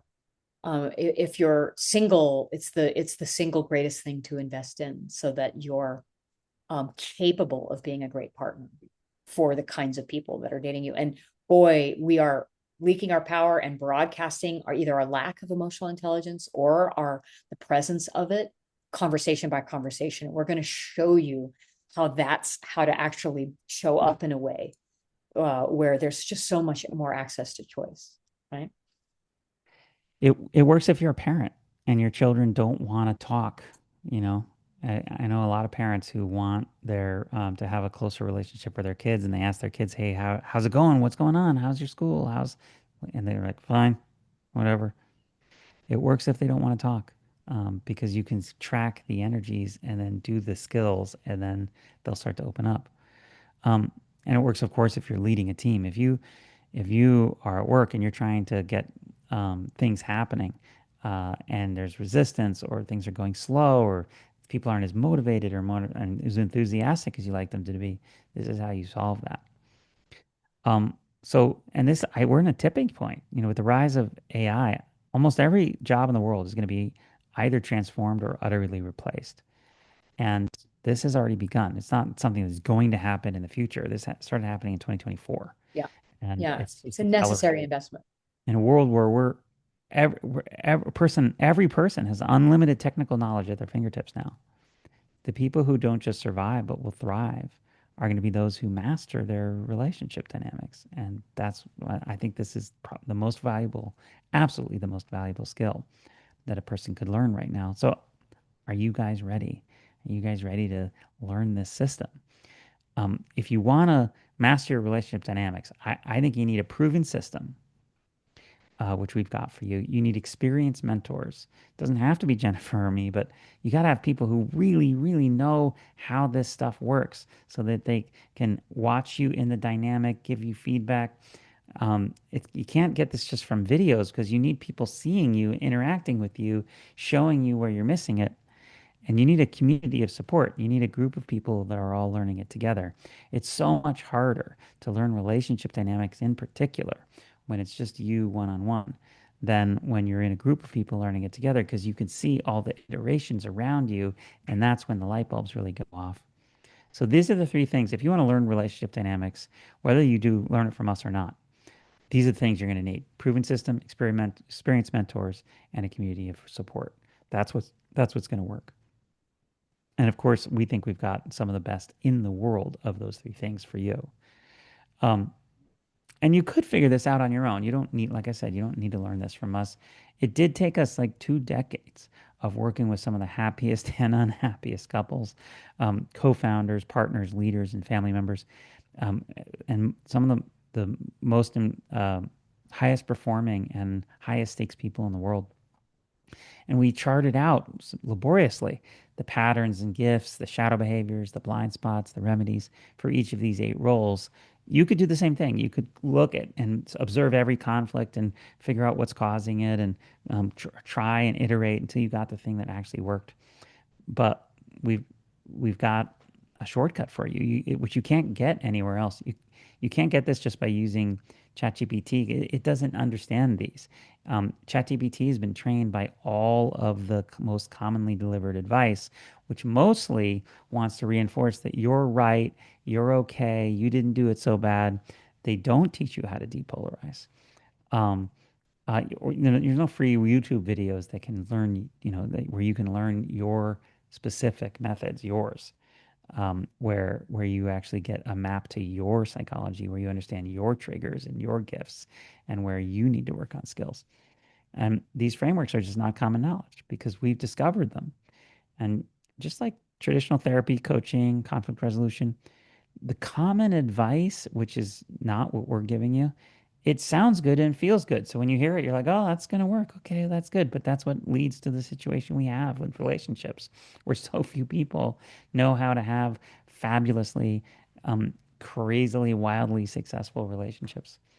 And and as we know, these things don't solve the conflict. They don't resolve the conflict permanently, which is means the conflict goes unresolved. Most people think that when if you stop fighting, the conflict's resolved. But that's just like a pause button. And that the minute it comes up again, we're not on pause anymore and the conflict keeps going because it's not actually been resolved. If the conflict's resolved, that means when it comes up again, it feels okay. And if you don't resolve your conflicts, then we know that's the downfall of the relationships. So this is what we have to offer you. It's an 8-week live virtual training program to master your relationships. It's 8 weeks with Jennifer and with me, and we're live just like we are now, where we dive into the model, we dive into each of the skills, and make sure that you learn them and that you see where your sticking points are, and then we help you bridge those gaps. Um, in our past relationships, we tried things like active listening. We learned NVC, I love EFT, all the acronyms, internal family systems, couples therapy. None of it really worked. None of it, obviously it didn't work because until Jennifer, I had an unsuccessful marriage and unsuccessful relationships. Jennifer had like a dozen, Over a dozen, so yeah, many. relationships that were, Yep. they were great relationships, but they were super short. But yep, I had not figured out longevity. I didn't know how to actually make it work and lean in. in the way that But then when we met each other, we started working on this stuff together, and we made our discovery that we shared with you today. Something clicked. And since there are only 8 triggers for relationships and 8 skills, um, that means there's 8 scripts that you can learn to turn the relationship into exactly how you want it to feel. Like imagine that relationship you picked. How do you want that relationship to feel? We can give you the scripts that will have it feel that way. And there's 8 things that you need to learn not to say, things that you automatically say, which send it in the wrong direction. And we can teach you which those are and how to avoid them. So who's this for? It's for professionals, leaders, partners, parents who want extraordinary results in love, business, and family. Anyone tired of repeating the same old relational patterns, the same fights again and again, the same patterns over and over. It's for people who want to get the most out of life, what life has to offer, and know that the quality of your relationships really is the quality of your life. And when here's who it's not for, just because we want to name that. Anyone who isn't willing to take accountability for their own positive future or think they can just wait for it to happen. This course is going to have since it only takes one, we're really going to look at, no matter what the situation is, how you're entering into the dynamic, what's yours to do. And if you're bringing a lot of that victim consciousness where it's always up to someone else and there's not anything you can do because they did you wrong, they might have done you wrong. We might like commiserate with you and like we'll love you up and be utterly compassionate. But we want you to move that into your circle of influence and have you actually shift and change the dynamic from where you sit. So it's really, if you're really loud in the victim consciousness, this is probably not for you, because you are going to be asked to kind of face the parts that are yours. It may not all be yours, but the parts that are, we're going to have you face it. So that's who it isn't for. It's not for anyone who isn't willing to try something new, even when it's been proven to work. We've done this for decades. We are some of the most sought after top earning coaches in the world. And we want you to be open enough to try something new that might not be the thing you've done before, or might not even be the thing you were told.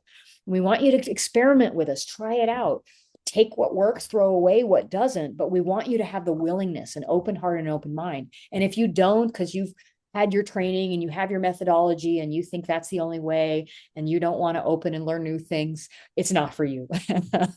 But if you are open and you're a lifetime learner and excited to be exposed to a system of really permanently resolving conflict and bringing in the skills that are needed, then we would be excited to have you. And then anyone who wants to learn tricks to manipulate others. Somebody said MK Ultra earlier in the chat. Yeah, we're not going to teach you how to manipulate and create win-lose dynamics. The system is specifically in order to have everyone in the system bring more light and everyone minimize shadow, you and others, and really to recognize it and even to appreciate the people around you more. You're going to appreciate people that you've had a hard time appreciating by leaps and bounds. That in and of itself is such a beautiful thing, and one of the reasons we're doing this course. So who's ready? I've put the link in the chat, and we're just going to tell you a little bit more about what you're going to learn. So every week we do a training session, which is going to be interactive and discussions, and we're going to work with you. And then we do a skills lab at the end of the week, right? All of it's recorded. You're going to have it. And then we have a ton of resources and videos and handouts and things on a platform for you. But in session one, just as like a little teaser, we're going to kind of talk about, what do you say when your partner feels distant and isn't connecting to you, right? How do you bring up things like taboo topics in a way that doesn't start a fight? And then we're going to talk about 2 ways to stop almost any conflict, to get your partner to listen to your point of view. Like, how do you interrupt that pattern and create more listening, right? What do you do to rebuild a relationship with an estranged family member? We're going to talk about that. And then how do you get more people at work excited by your ideas, right? We're going to start to decode some of that so that you get those benefits. So we're going to unlock the system and see how tension can spark growth rather than gridlock. Creative tension is good. Friction is bad. We actually are going to show you the difference between how each of you might be behaving that might be creating more friction instead of creative tension that creates more growth and yumminess, right? So we're going to look at that.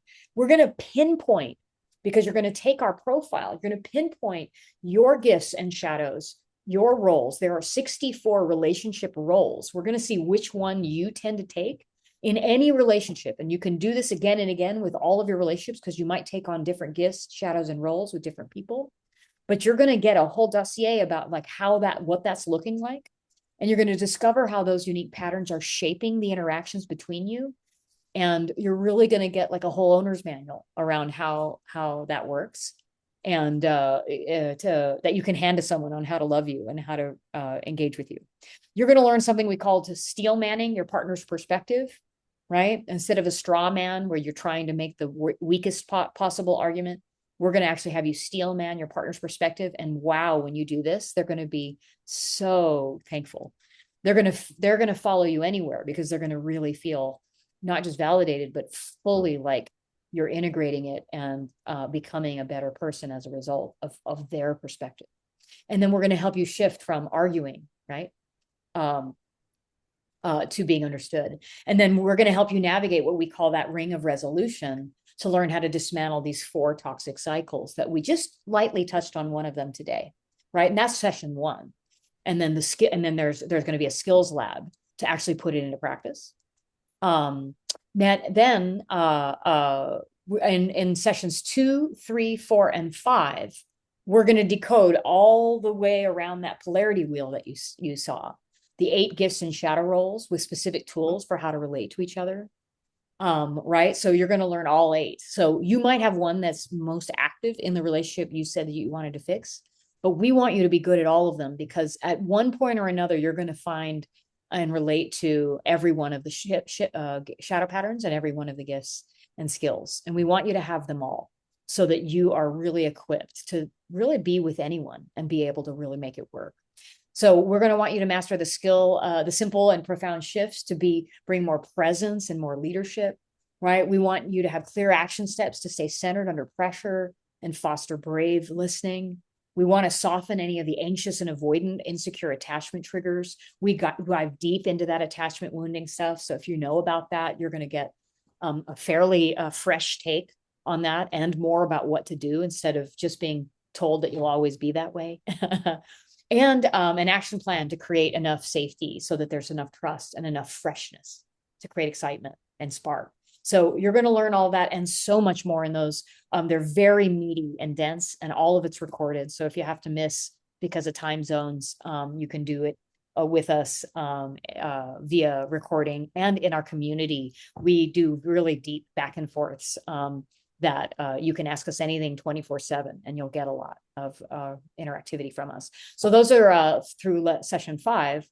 But how about the other 6, 7, and 8, Brian? Well, you're going to also learn how to shine the light on your blind spots for yourself and others. So every conflict becomes like an opportunity for deeper engagement and deeper alignment. You're going to learn all the subtle dynamics for operating beneath the surface for maximum influence and minimum conflict. Because when you start to learn the subtle dynamics, you can start to predict what's going to be a conflict later and head it off on the pass. And then that's when you really have true leadership, both at work but also at home. We're going to translate the relationship dynamics to the business culture. So we'll teach you how to dissolve power struggles and create more cohesive teams using this framework, and foster a culture, really a shared leadership presence and heart-centered accountability. Even if you aren't the leader, even if you're just on the team, you can use these dynamics to create that heart-centered accountability and more of a sense of presence. And of course, at the end, we have a climactic, permanent breakthrough through our deep 3-level integration. So in session 8, after we've done all of the other weeks, you've got the skills, and then it's like taking off like a rocket at the end. It's really fantastic.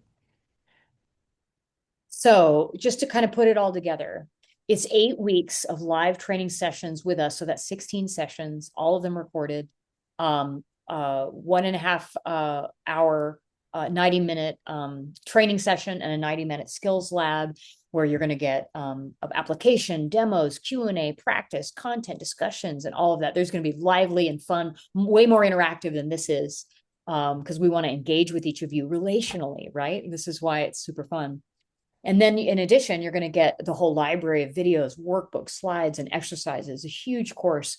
It's you're going to have all the lifetime access for so even if you can't make it, you've got it and you can review it at any time. We're going to post the recordings within 48 hours, and there's all these diagrams and resources that are there in addition to what we cover. So it's like what we cover, and then there's more on the platform.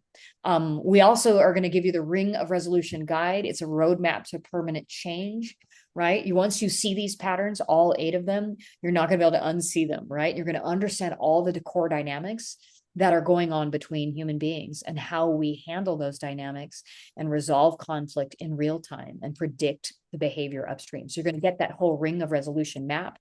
I hinted at the 64 relationship roles and shadow roles. It's a whole matrix that combines some of your primary and secondary gifts.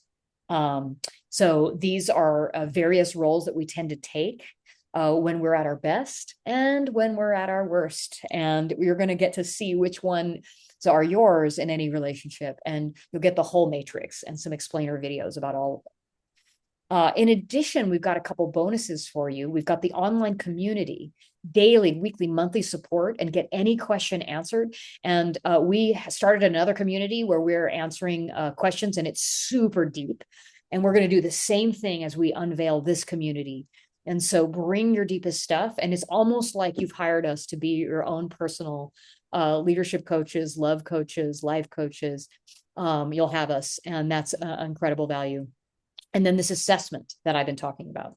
It's 20 questions, and you're going to unlock a free summary that reveals your primary gift, your primary shadow pattern, and some of the toxic cycles that you get in with any person that you are in relationship with. You can take it again and again and do it with all of the relationships that matter to you that you want to work on in the course. And if you upgrade, there's a discount if you upgrade to the full profile that'll unlock an additional bonus course and 24 sessions of your personality. Like I said, the 60, 70 page report, a customized audiobook, and an owner's manual to give to someone on how to love you. And so that's part of that bonus is there. So say yes if you want to. Like, we want to really see who of you wants to say yes to having your personal relations be a 10 out of 10 and not feel like you have to settle, right? Say yes in the chat if you want to have the kind of influence in your professional life, right? To command rooms, to generate opportunities, to lead, serve, and inspire just about anyone, right? Say yes if you never want to have to avoid difficult conversations because you know exactly how to approach them and make sure it goes smoothly, and you know how to show up, right? To unlock that. And then say yes if you want access to the same system that has saved marriages, that has saved romantic partnerships, that have saved co-founder relationships, that has upgraded business cultures, that has helped reunite families from turning differences into tragic breaks into the kind of relationships that everybody's proud of. Yes. So if your answer is yes. Yeah, say yes in the chat if you want these things, because this is exactly the kind of results that people are going to get when they sign up for this Yeah, course. we want to be generous and give that to you in a way that doesn't have to, you have to hire us because we're, fairly sought after. We're very full in our practices, and it would be a lot more expensive. Yeah, because we've done the work for you and making this into a system that you can just follow. You don't have to pay us like the $25,000 it would cost to get one-on-one coaching for us for a few months. My one-on-one rate is $7,500 a month, just for 2 90-minute calls. So it would be very, very expensive to get this as from one-on-one, but we made it into a system so you don't have to do it that way. And the total value is about 12,000 of the entire package, 12,700. But we've made the normal price of this course only $2,500, $2,497. But because we love Kane and Alessia so much, we're actually offering it just for you guys for only $597. So for just $597, there's a special discount. This is available to you if you jump in right now. Jennifer will put the link in the chat. Jump in right now. for relationship mastery, and you get all this stuff only it's less than 600 Should be a bucks. required course. I mean, this is the kind of thing that we really wish that every single person on the planet got access to. And we have discounted it a lot because we really want to make this more accessible for as many people as possible. You know, we have thriving other businesses, but we really want to do this course to sort of spread the word and raise the relational quotient of everyone. And feel free to share this with others that you think would benefit as well. But we want to do this $597 as a special discounted price before, you know, in future months, it's going to go back up to that, you know, $2,400 price. Yeah. And we want to do this now as a way to say thank you for being kind of early adopters to this methodology and to learn it and to give the gift to the people around you by loving them better, by leading them better, by showing up. So And we want to give you a guarantee. Yeah, go ahead. What were you gonna say? oh no, I was go you go ahead. Yeah, so if you attend all the live sessions, right, and you come and we see you live and we see you completing all the coursework, right, and you don't see any positive change in your relationships when you apply the system, we just want to make this really easy, like no risk, right? We will give you 100% money back if you can show us that you showed up, you can show us that you did the work, right? So this isn't like your way of getting like your money back because you didn't show up, right? Or you didn't want to do the work. It's for those that do. And if it doesn't work for you, there's zero risk. We're that certain that it's so easy for us to give you this as a guarantee, right? And you literally can't get this system anywhere else. It's not taught in any book. It's not going to be what you see in a free video. It's not what you're going to find if you ask ChatGPT. You know, this is a program that's going to teach you the actual skills that you need.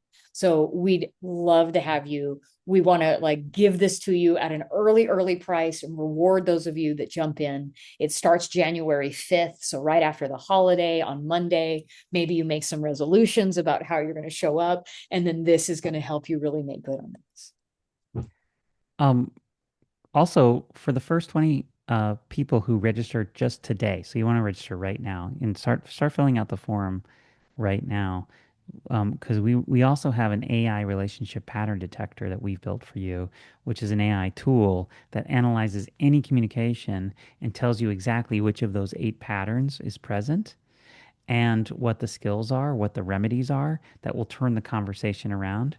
We've noticed when we ask ChatGPT or Claude for advice on, hey, what should I do in this conversation? It almost always says things that sound good and feel good and that appease the situation but don't resolve the conflict because they don't use our system.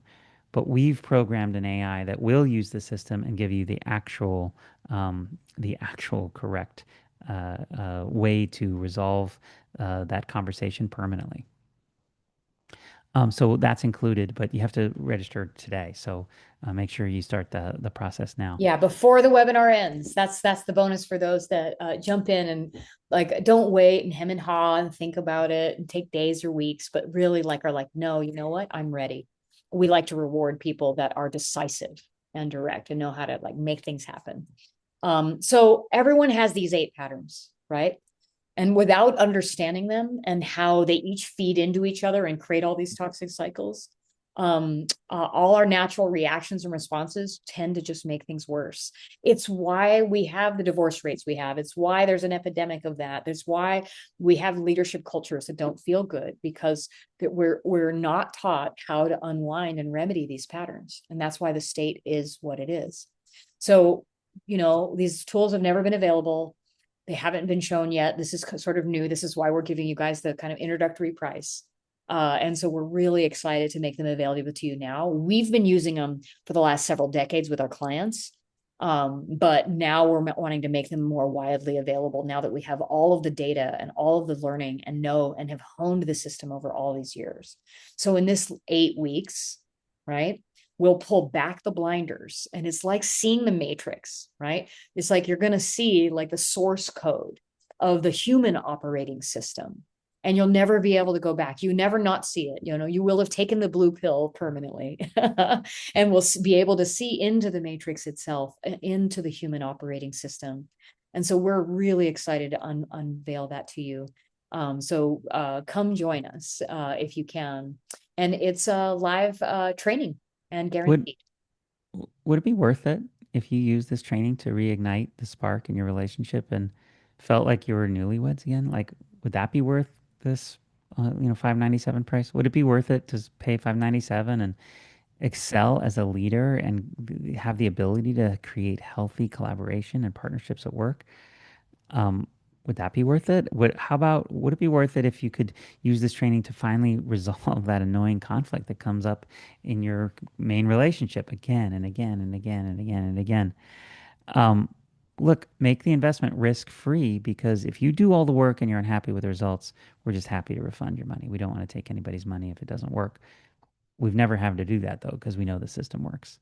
So click the link in the chat now and join us. We would love to be on this journey with you.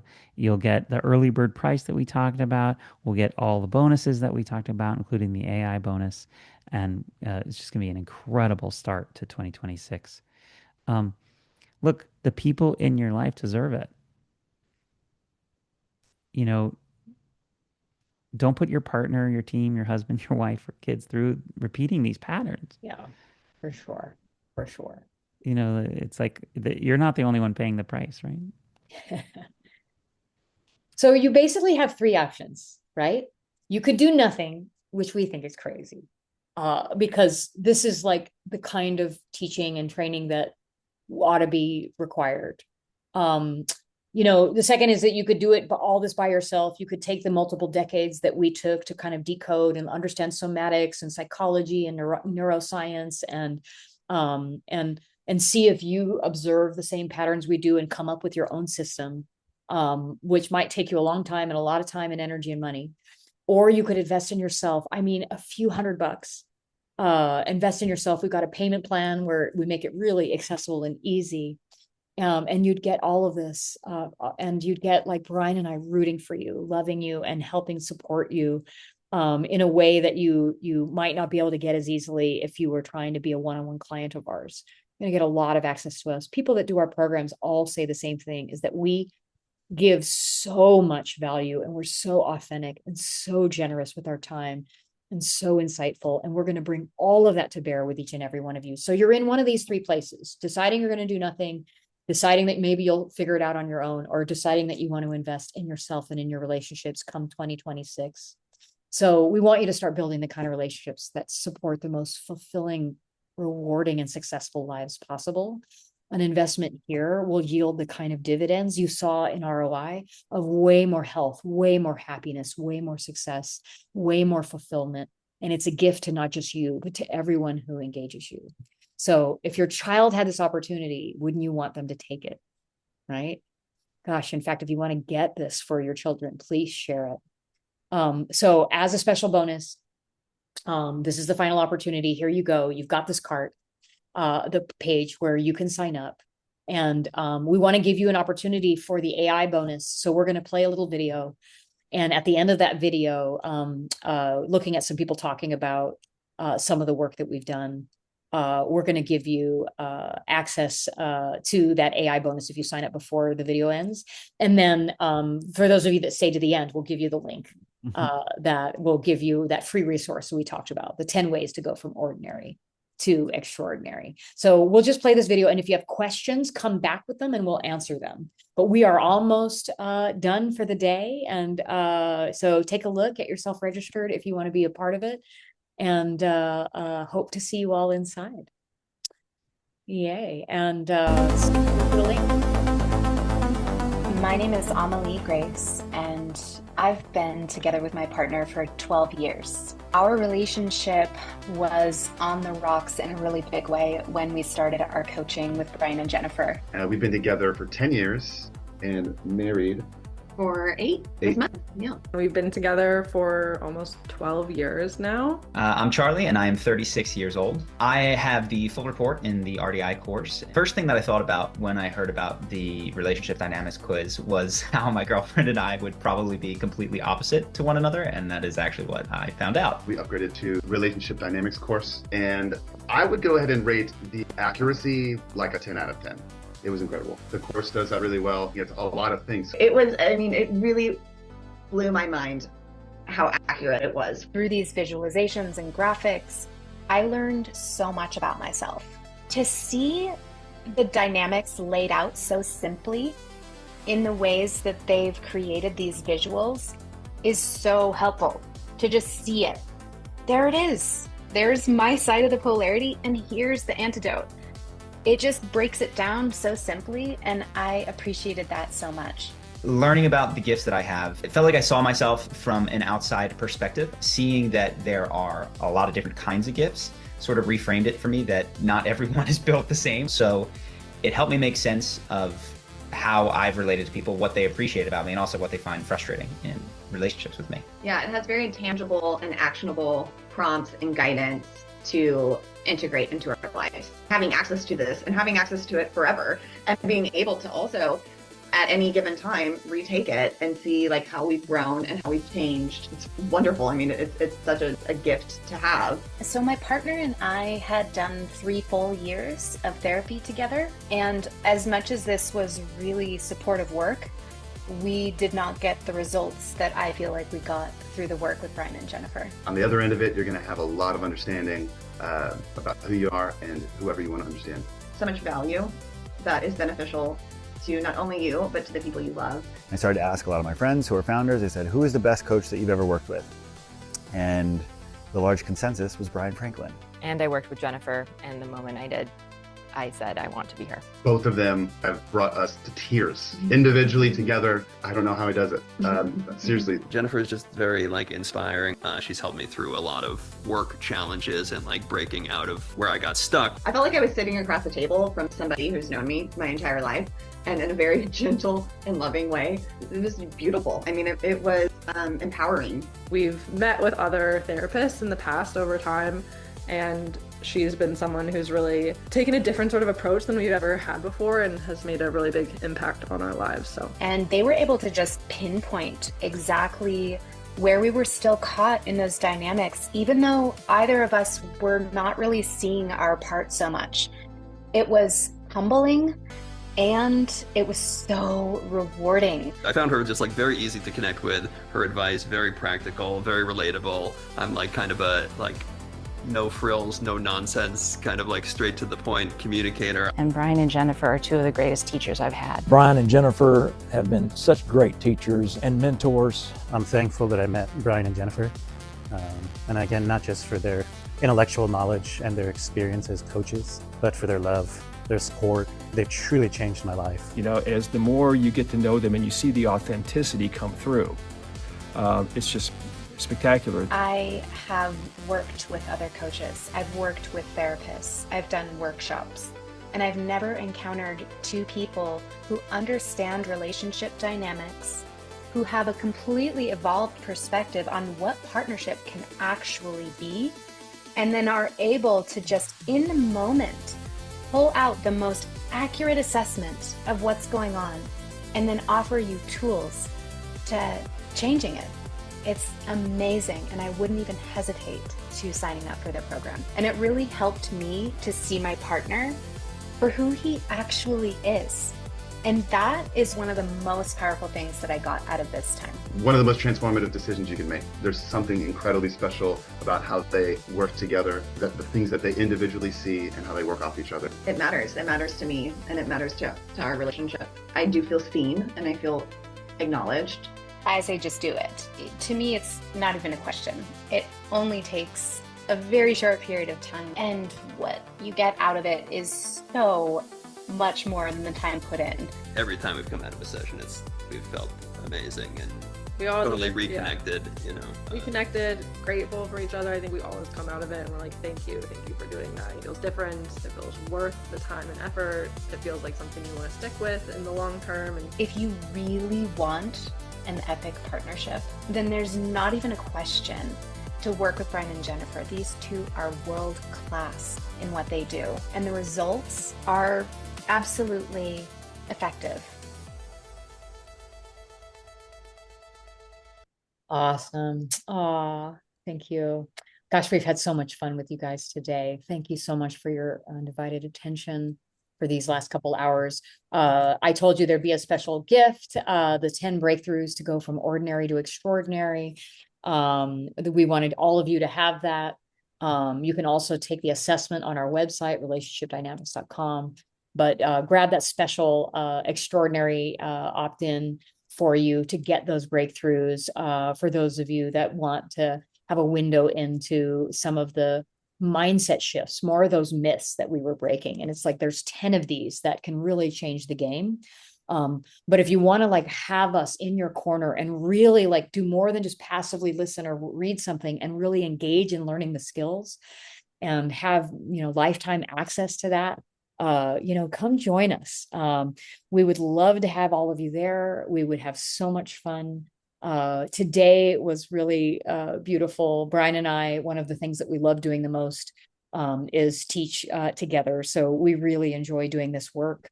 And we really want to heal the world and heal the divide and create the kind of relational quotient that is much higher in our world in the future than it is today. So grab that opt-in link. I just put it in the chat. And then you can see the cart link if you want to join us. We've made the time zones work for basically most of the world. The times are like the only time zone where the Monday session gets hard is like New Zealand, Bali, Australia, Malaysia, Asia. But North America, South America, all of Europe, these times should work really well. And so it's great. Get the opt-in. The opt-in is free. Someone was asking, do we charge for the book? No, it's a digital download. So check that out. If you have any other questions, we'll stay on for a few minutes. Thank you for today. You took time out of your Saturday to be with us. So if there are any questions, if not, then we will sign off. Brian, any parting thoughts or words? Just to thank you. As we said, the investing in your relationships is the highest ROI absolutely thing that you can do. And just to spend this couple hours with us, just get some nuggets and understand a framework so that you could start to look at your own behavior so that the relationships automatically improve. Just thank you for that. Thank you for the truth and the honesty and the vulnerability that you shared today in the chat. And just, I can tell that you're people who are serious about having your relationships be extraordinary. And those are exactly the kind of people that we want to help. So thank you for that. Absolutely. And with that, I think with we'll sign off. we will sign off. Have a great rest of your weekend, and we'll see you in the new year when the program starts. January 2026. January 2026 when the program starts. Yeah, congratulations for everyone who signed up today. I feel it now. You've always been my centerpiece, the mountaintop of my beliefs. I feel it. Take me.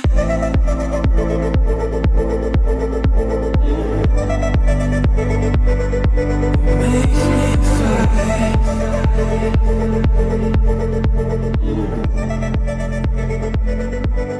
Take me higher. Make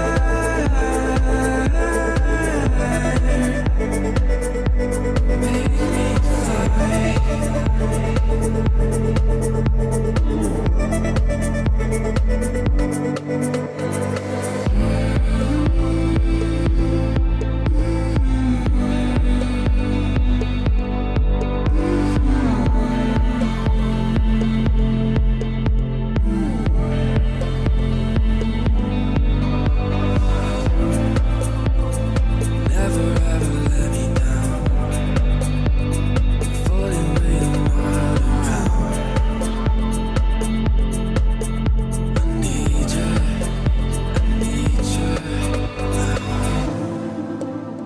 There's nothing funny on the ground, only you within the crowd. I need you, take